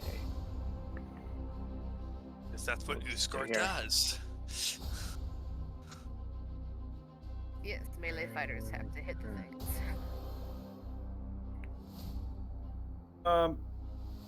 Okay. Here, I can't see the baddie, so instead I will cast Bless. I will target Uskar, Releve, and August. Thank you. Much appreciated. I will back. Or do we back call him out. August? Yes. Is he Uskar and August? I am Well, not you saying do now. August. I am not saying August. I have to draw a line somewhere. We have got to have some law. He's now gonna call August Oogie Boogie. Oogie boogie. I will call him Augie. That is Augie. acceptable. Augie. That's an actual right. name. Yep. Okay. That's me. Alistair.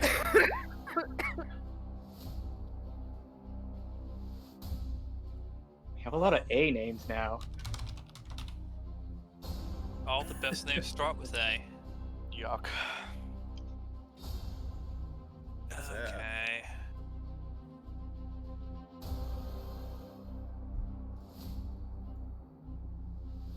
I can kind of see the token. I'll say you can go with half cover. Okay.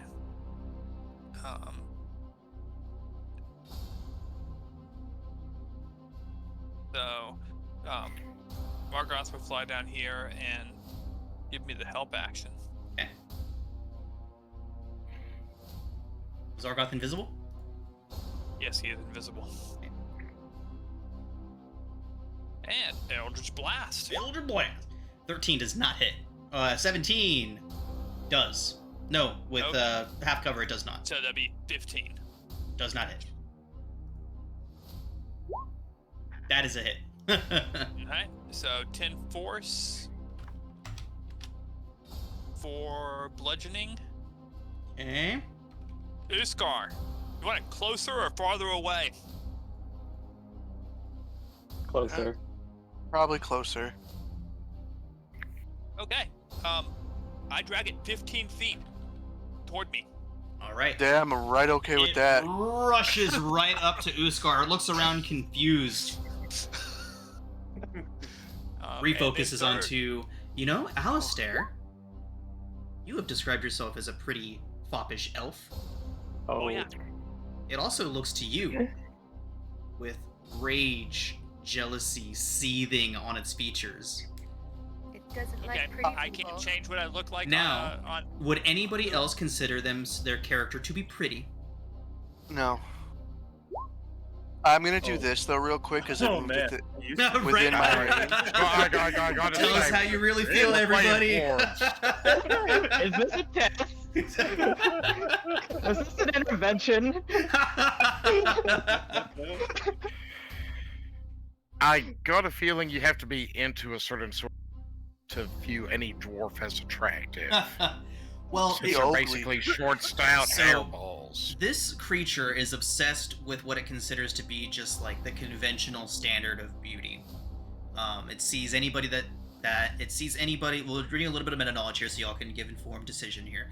It sees anybody that possesses that quality of what it would consider conventional beauty to be an active threat to its very existence.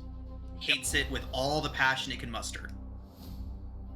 So Thanks. my third beam of Eldritch Hold- Blast hits it. hold- But first, I think you have a brace going off because that's a reaction.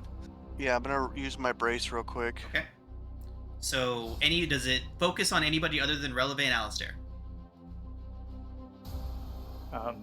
Edzo has like fairly conventionally attractive and pretty good clothes and hygiene. So She's gonna try to kill you too. Cool. yeah, Grumps is also adorable.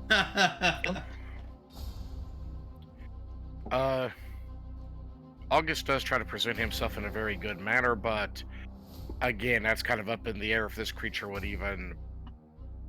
Okay, I don't think this creature Yeah. would find dwarves to be conventionally attractive. That's my thing. I'm like, I got a feeling that this may be a bit of a racial advantage that Uskar and August have. that's racist. Especially when you have Releve and Alistair going. Right. Yes, Ah. the charisma characters. Right. You just need a little That is contouring, actually a sweetheart. really good way to do it. It's just whoever has high charisma. But then there's like the himbos who have no like charisma Right. at all. But okay, yeah. So. Have abs. Okay. Yep. Moving on. I believe Uskar's brace hit. Yeah, Uskar, you have a thing. Yeah, just waiting. Okay, is that an For attack? 25 certainly hits. Yep. 26. But yeah, for 16 damage. Okay, fantastic. And then he can finish his turn. Okay. And then my third Eldritch Blast hit with a 28 Yep. for 13 force Fantastic. and All push right. it away by 10 feet. All right. Anything else? Nope, that's all I can do. Uskar. Moving things to me never hurts. We're gonna go right up to him and play a little choppy chop. Chop, chop. We know that one hits. Oh yeah. For 15 again. 15. Okay. Doing it one more again. Nope. And that one does not hit. Anything And else? that will be his turn. Uskar, the creature, the apparition, looks down at you with something akin to disdain and just flies through you. Oh God, there's Opportunity not. attack. I'm definitely gonna do that. Mm-hmm. That Yep, hits. your Hits. attack. for another 12. Okay. All right. Okay, so she is going to bring her fists up and then down. It's almost like her arms grow into these bludgeoning instruments as she brings them down, aiming right for Releve's face. And Releve, that is a 23 to hit. Mean, like I said. For 12 bludgeoning, she brings down the other hand. Okay. Let's share. 26 this time. Holy shit. For 16 bludgeoning damage, Yep. Releve. All right. She brings down the other fist. That is a 16 to hit. Lady. For 16 Calm more down. bludgeoning. She then whips around towards you, Adso. Rushes Hi. towards you. For No, Releve, opportunity attack. Yes, please.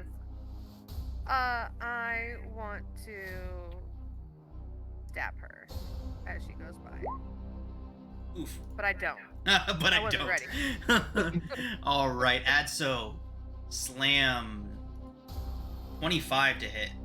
Yeah, that'll hit. For geez, consistently rolling 16s here. Okay, 16 bludgeoning. Okay. And then Alistair, she looks towards you. Her form begins to kind of grow in formidability, almost like a Gandalf with the shadow forming and absorbing around behind her. I need you to please make a Constitution saving throw. You do succeed. You take half of the necrotic damage, which is 20. So you take 10 necrotic. And you see your life energy flowing into this creature. And as it does, you see some of the strange features on her face beginning to stitch together. And almost like little spots of makeup beginning to appear on her face, almost like pulling your energy away is restoring her to her former beauty. She does regain 10 hit points. It does end her turn. August. Okay,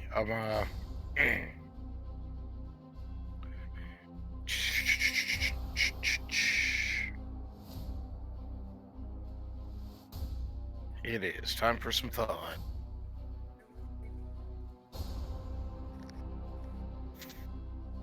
First thing first, as a bonus action,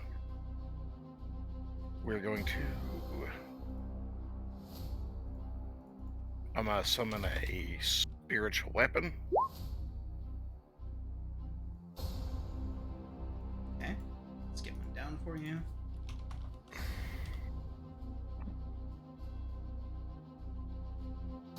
Where are you putting it? Go ahead and ping where you want it. Let's see. Let's put it right on the other side of it, right across from me. Right on the other side of the nasty. Okay. And that will take a swing for 1d8 plus 4. You gotta roll that d20 So first. 7 damage from that. Oh, d20 crud. If you can't, if you can't tell, first time playing a Clerics are What's your- super fun. What's your spell modifier? currently a +9. 22. Yep. 22 hits. So 22. So that'd be 7 damage from that one. And August for his actual action is going to, as he takes up his warhammer, it glow faintly red like it has just been dragged out of a forge.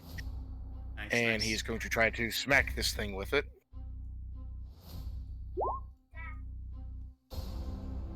17 hit. 17 does hit. Okay, so it does 1d8 plus 4 bludgeon. Oh, I did not do the damage. Hold on. Well, I'll do the same damage anyhow, so let's just click that. 10 damage, but then he also has a feature as an 8th that you get at 8th level of Forge Cleric, where you add a d8 of fire damage to it. Awesome. So 5 on top of that. And that's why it was glowing red like it came from Forge. Nice. And as he strikes, he says, "Begone, spirit, our fight is not with you. Let us return you to peace, or leave us in peace." Doesn't even seem to hear you. You're not pretty. Well, he had to at least try. And that's my turn. Right.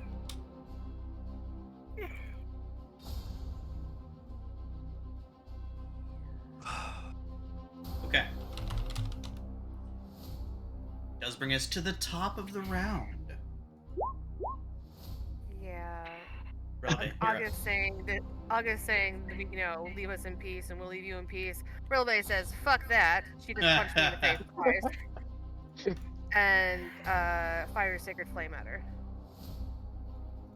Right. 13. DC 16. Saving throw result is 12. She does fail. 15 points of radiant damage. How's she look? Besides She's ugly. beginning to look pretty. She's beginning to look pretty rough. Do you say that out loud? Yes, I do. Because I'm Okay. irritated. She punched me in the face.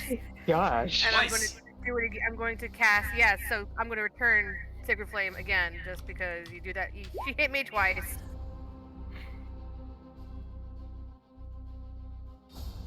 Okay, another Dex save coming up. Result is a 10. She fails again for another 9. Okay. Stay over here, though, because the boys seem to have it handled. Okay. Add so. You do remember she can walk through boys, right? Well, don't let her do that. Okay. She's looking pretty rough, right? Yes.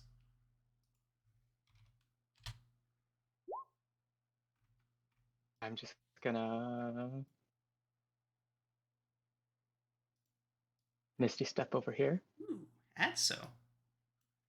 You can see light. Orange, flickering light. Coming Where? from over there. Yeah, I'm not gonna go near there then. You just saw it as you got there. Oh. Run away. Fuck this shit, I'm out. Let me see. Boop, boop. Let me get Grumps on the thingamabob. So, it's coming from which corner? Here? It's coming from over there, yep. That is where you can see some light, almost like fire. Okay, but there's hallways and stuff here, right? There are more hallways and stuff there, yes. So I'm not just gonna go near it, but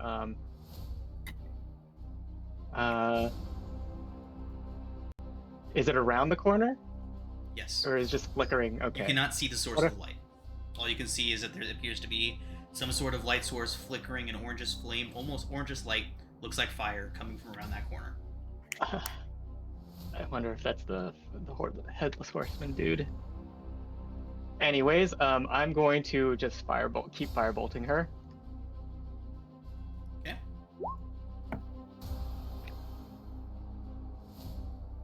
$14 does not hit. Oof. Oh. I'm gonna use my Bardic Inspo. Okay. What is it? D10? 8, I'm sorry. 8. Oof. Oh shit. 15 does not hit. And then maybe I should have done this. I was asking if that means you keep the bardic inspiration. Yeah. Yes. It doesn't work. Ah. Okay. Cool. That's nice. That's nice to know. Maybe I should have done this. That was an attack roll, or? Yeah, that was an attack roll. Okay. Right. Anything else? Maybe I should have done this first, but Grumps is going to actually cast Greater Invis on me. Now that I feel like I'm in the middle of something. Just hide in that corner. And I am just gonna boop. Okay. So, I don't. Hold on. I'm so sorry. Let me put this on here because There's so many things for like everything that you do with the bardic inspiration for her. I'm gonna move near Rigel. Just in case. I'm just in scared. case. And then I just whisper in Rigel's ear, "There's something." I love the idea behind of the this." wizard cuddling up to the like creepy edgelord, like, hey man. And so you have a telepathic connection with Alistair. I assume you like Oh, let him yeah. know. Yeah, okay. There's something in the other room. I'm invisible. I'm scared. Goodbye. This Goodbye. face, you're not seeing any of this face anymore, so don't be jelly. I say to the monster. Yeah, Yeah. something else has entered the initiative. Dun dun dun. Dun, dun, dun. So you all Rigel. begin to hear hoofbeats against stone. Yeah. I knew Nice. it. Fuck yeah. They begin to close in as a flaming figure atop a flaming mount steps over books, igniting them as he goes. How About tall a did you say head. the ceiling? How tall did you say the ceiling was? He is crouching. It's only 8 feet up. He does have to kneel down or kind of crouch down under this. Or does he? Horse stands about 5 feet. Yeah, he would. Even without a head. Even without a head, Leaning trust in. me. He'd Been have to there. at least be leaning down, yeah. So he is kneeling. I've been on horse. Yeah. Makes his way in and soundlessly, wordlessly dismounts, draws a massive flaming sword, and runs right towards Adso. Wait, I'm invisible? Slow, I'm sorry, not run. A slow, monotonous march. The headless figure walks right up to you, Adso. Wait, I'm Your invisible. invisibility did nothing. It did. He has He no can see through. eyes or a head, Oh. yet he perceives. Oh. Blind vision. Blind. God damn it. The horse vanishes in a fiery kind of almost like a gust of wind pulls it away. But the horse is not what you all have to worry about. It is this headless, now non-horseman, that is about to take a couple swings at Adso. Okay. Right.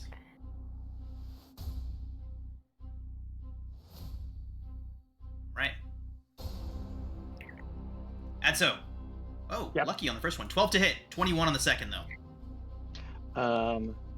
Oh wait, I just had my turn, so I get my reaction back. You did. Like a shield won't save me for that, so I am silvery barbsing it.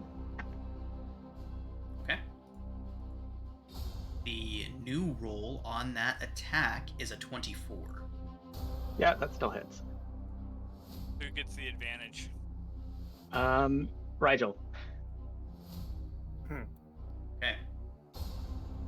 Okay, at least the damage is lower on this next one, and I always do take the damage. I always re-roll the damage after you do that. So Lovely. it's only 5 slashing and 5 necrotic. Oh, cool. Rigel, you are up. Do you have to make a concentration save for Greater Invis? Nope, I'm not concentrating on it. Oh, nice. Trump says. Trump says. Convenient. So Rigel, who was like licking his lips at killing this banshee or whatever it was, now turns his attention to the new threat. I'm gonna move right behind it. I'm going to drop concentration on Bless. Sorry.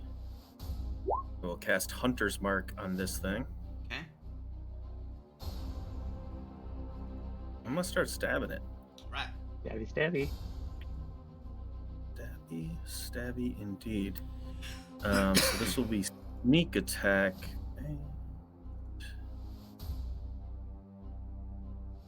Sorry, I'm just trying to remember my all my codes. H. There we go.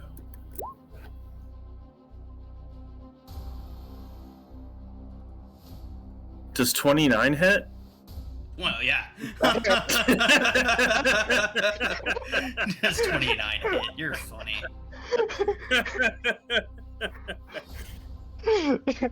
Okay. So, all of that good? 22? Yeah, looks good.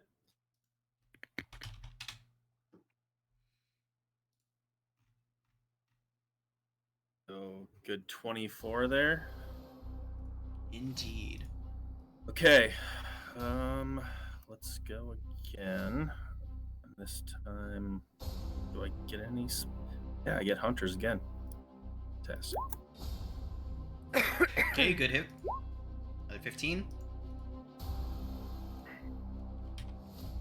Okay, I will disengage as a bonus action because I'm a dope ranger rogue, and step back a couple feet. Okay. Let me Else? tank it. What's that? No, it's just. I'm just letting someone else step in to Cool. to have advantage on the attack, right? Anything else from Rigel? Well, that's it. Rigel, after your turn, as you strike him and then duck backwards, he slowly turns his body towards you. At the end of your turn, Rigel, he closes the distance back up with you. No opportunity attack is provoked. And he swings his great axe. Sweet.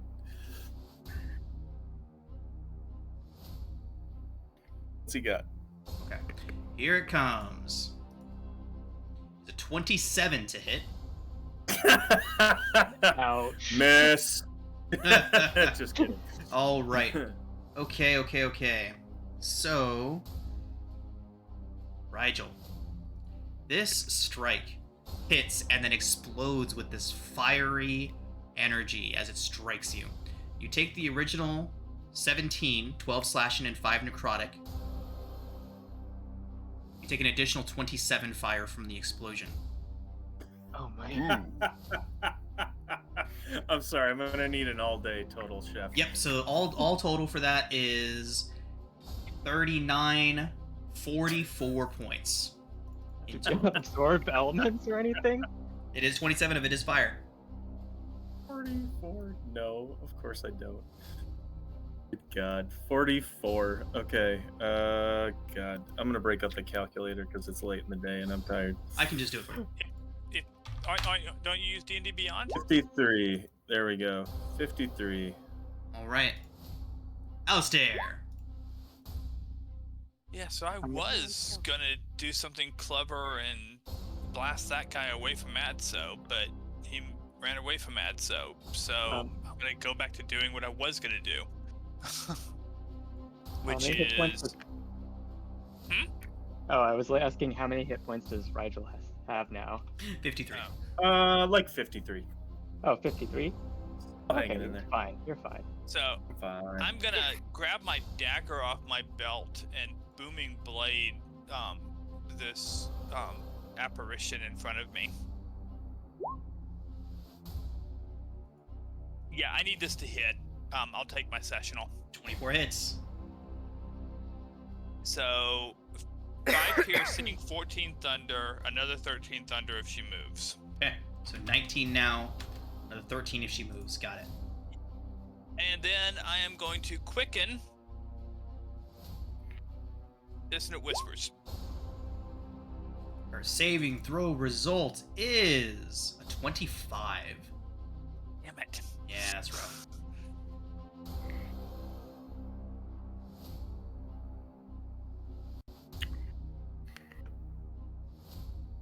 She apparently has Still. good wisdom saving throws. Very Solid good. hit.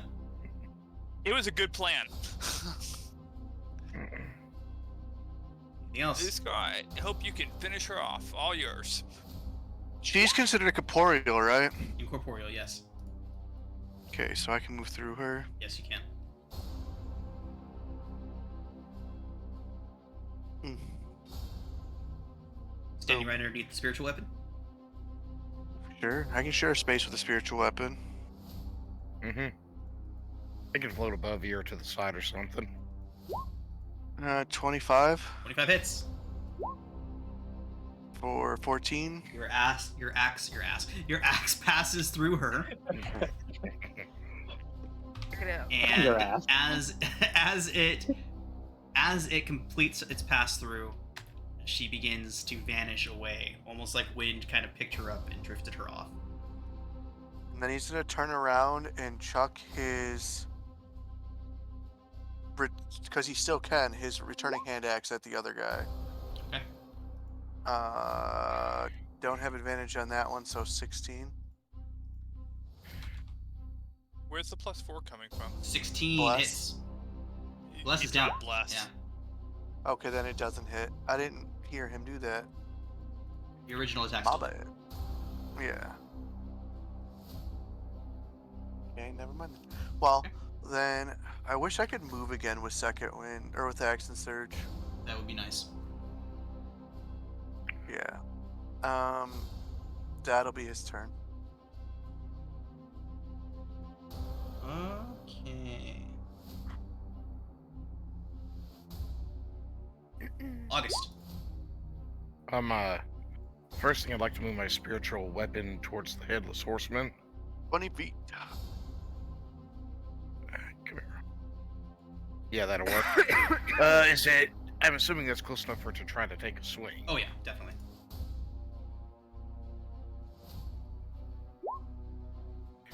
It misses. It does indeed. 5, 10, 15.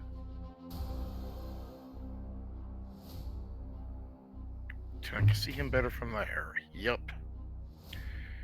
Okay. I am not close enough to actually hit him with a weapon, but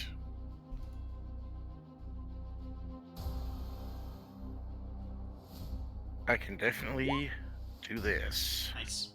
and throw a guiding bolt at him, which is going to be a d20 plus 9.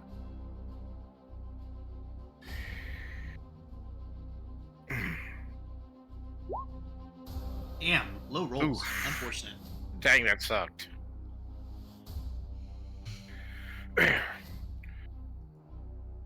Depart, you foul undead beast, or the next one will take the rest of your body to send it to your head. Make it look like I did it on purpose. Nice. Okay. Anything else from August?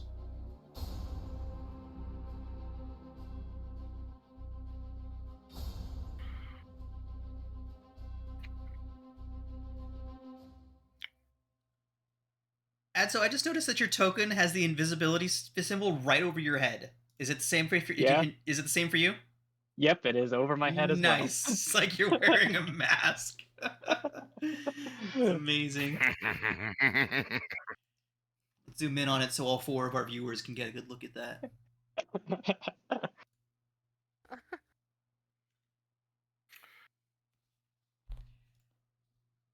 All right.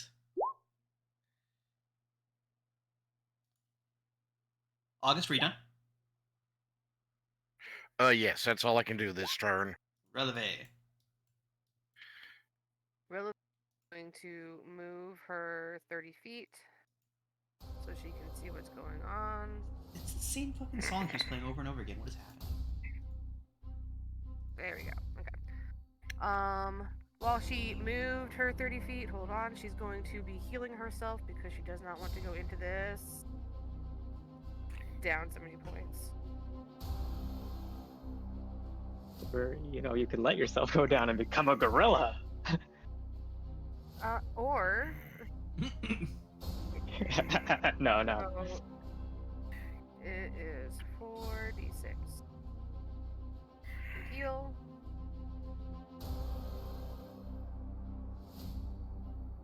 That wasn't very good. So that was plus 12. I don't know why, but looking at Adso's token like this, all I can think of is I'm not your buddy guy. I'm not your guy, I'm not friend. your guy, friend. I'm not your friend, pal. I'm picking a point where I can do this spell where it will not hurt my friends. Okay, what spell? Alright, so shatter. Shatter. So if I put it right here, he's in the 10 feet and Rigel and August are not.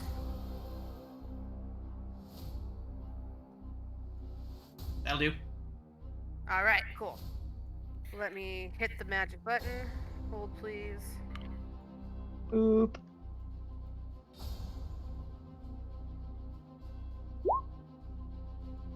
Rayla, roll a D100, please.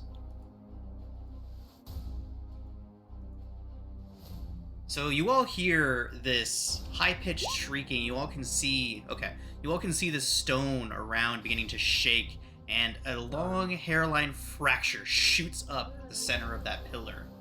That's not a good sound. The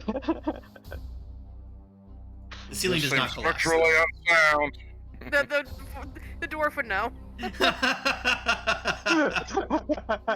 All right, so let's go ahead and get this guy's con save I have in. PTSD about collapsing tunnels.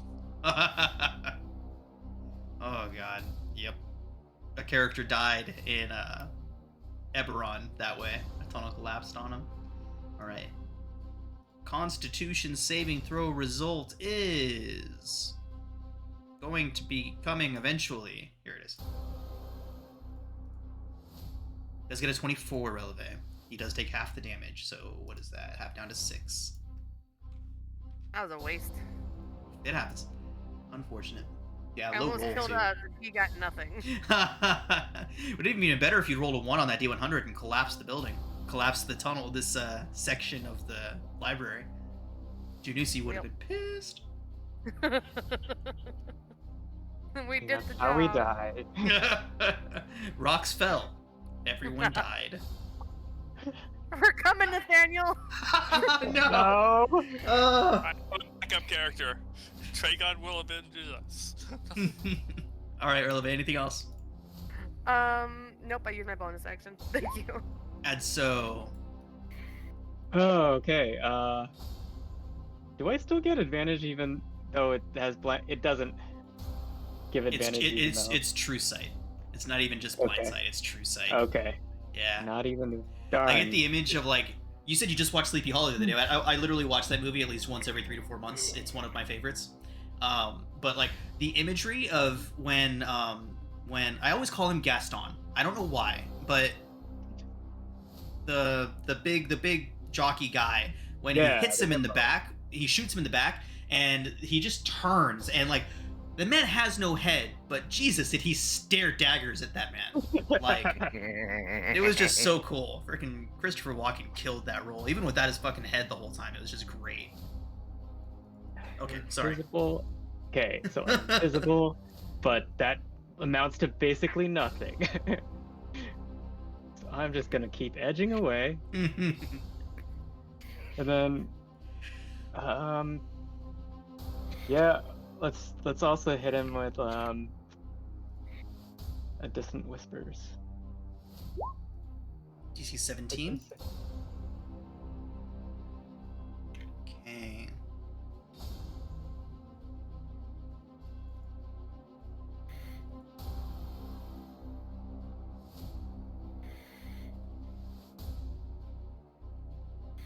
Okay, he does fail, but uses a legendary action to succeed. Cool. It At least wasn't take the the 15. legendaries. Yeah. Okay, so he takes half of the 15, Okay, so 7. but at least the legendary reaction is used up, and I'm gonna keep backing away. And so he does a full 180, and his body is now facing you, his back to Rigel. Oh god. Anything else from Backing Adso? away. Backing away. Backing Rigel away. just sits down and waits. No, just Anything else, Etso? I'm thinking. I'm gonna hold my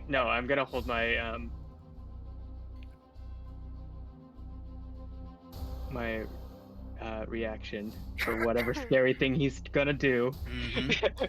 He is going to do that 180 and face you and then begin marching right at you. Okay. Do Do everyone? I get an Everybody that he opportunity passed attack? by gets an opportunity attack on him. Oh, I don't even have to brace. I'm gonna opportunity attack. Sweet. Oh, hell yeah. So hope for August or Rigel and August go first because I'm gonna attempt to triple him. Okay. Do I get to do one too or no? It doesn't He didn't look go like by his you. path crossed you. Okay. No. Rigel, I'm assuming hits. GM does 18 hit. 18 hits. Yo. Okay. And I'm fixing to make one as soon as I accidentally closed down my character sheet, so I have to reopen it. Okay. So just give me 1 second. And Duscar? I'm waiting for him to go because then I'm gonna try and trip attack him. Got it. One-handed warhammer.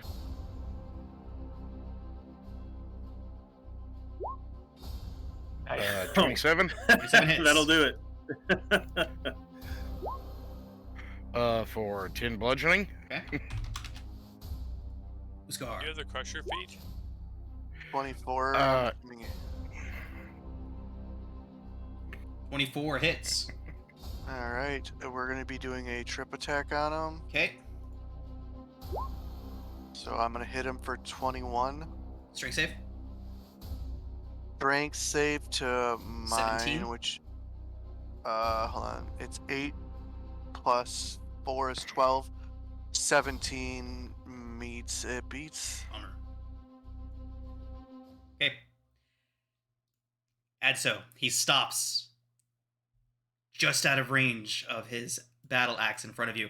He holds out his free hand, and you see a flame begin to grow in it until he holds a flaming skull in one hand.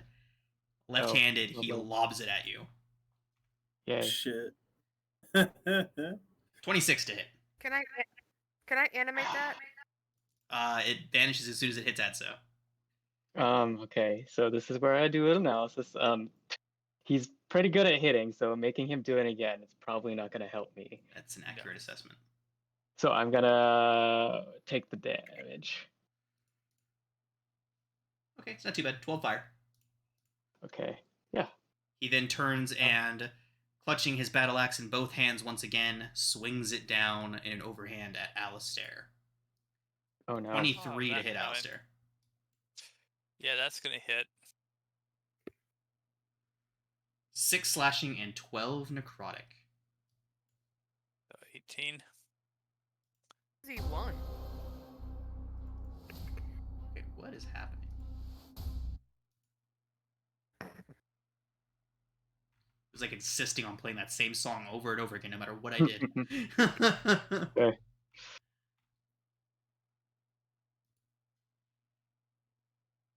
Do you all hear music? Because I got nothing. Yes. Yeah. Okay. Yeah. We'll just leave it then. All right. So this is its turn. Alistair, damage. Yep. Okay, Rigel, you're up. Oh boy. Okay. Is this thing considered is there a character next to it? Yes, Yes. Alistair is close. Mm-hmm. And an invisible closet. Mm-hmm. Fantastic. Well, in that case, I will stow my rapier, pull out my bow, try to shoot it from here.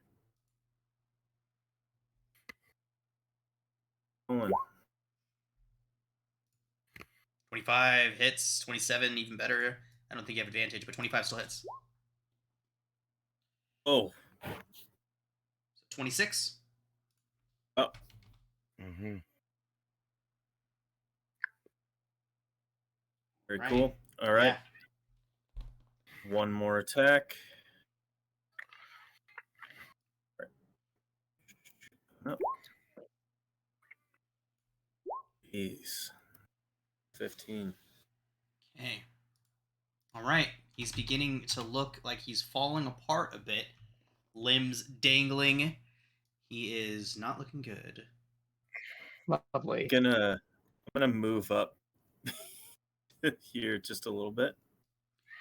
Who's the last one besides Rigel who has injured this thing? I did. Adzo. Was that Oh yeah, Uskar did. Uskar did? Yeah. Yeah. He turns and looks at Uskar, moves right This up is to what, him, bitch? and takes a swing. He's gonna brace. Okay. Wait, no, I can't. I already used my reaction. That is a 27 to hit. Son of a bitch. Would make him do it again help? Uskar's AC is astronomical. Couldn't hurt. I have a 22 AC, but I also have 100 health.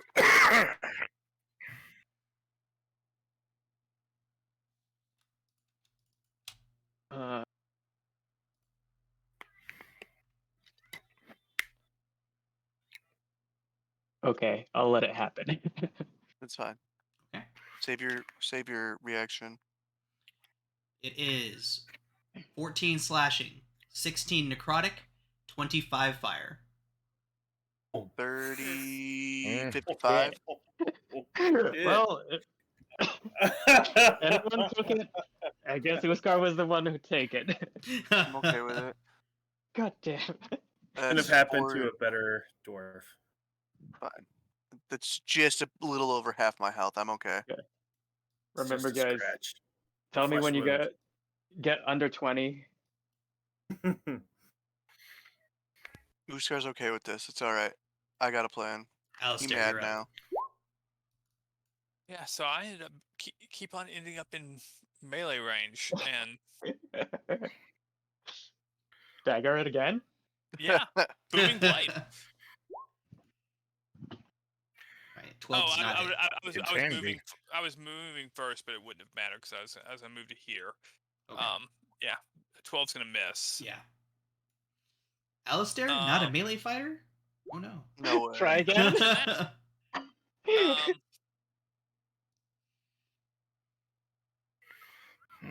It would be cool if this went off.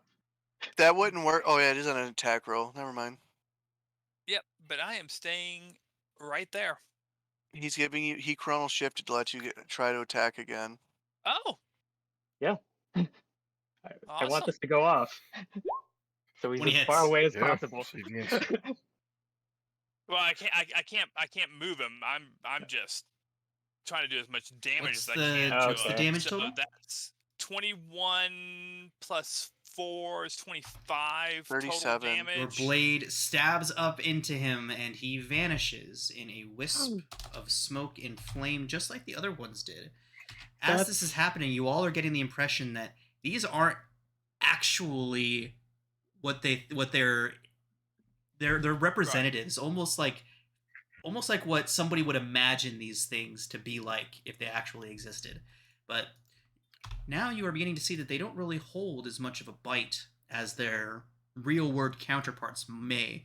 But just as that revelation is stalking over you, Rigel, you hear the sound of pauldron feet stamping on the ground. And from around the corner, you see a fully armored figure, glowing red eyes shining through the visor of his closed helmet. You hear his armor jangling as he approaches you, and in a deep, booming, somehow amplified voice, you can hear it echoing inside of his helmet, he says, "Heretics! You all shall soon meet your judgment." As he approaches, he says, "Miltiades will send you to the gods." And you all send... Rigel, you get a good look at this. You see necrotic energy beginning to wrap around in dark waves around this fully armored knight as he approaches you and draws his sword. And that is what we're going to take next week.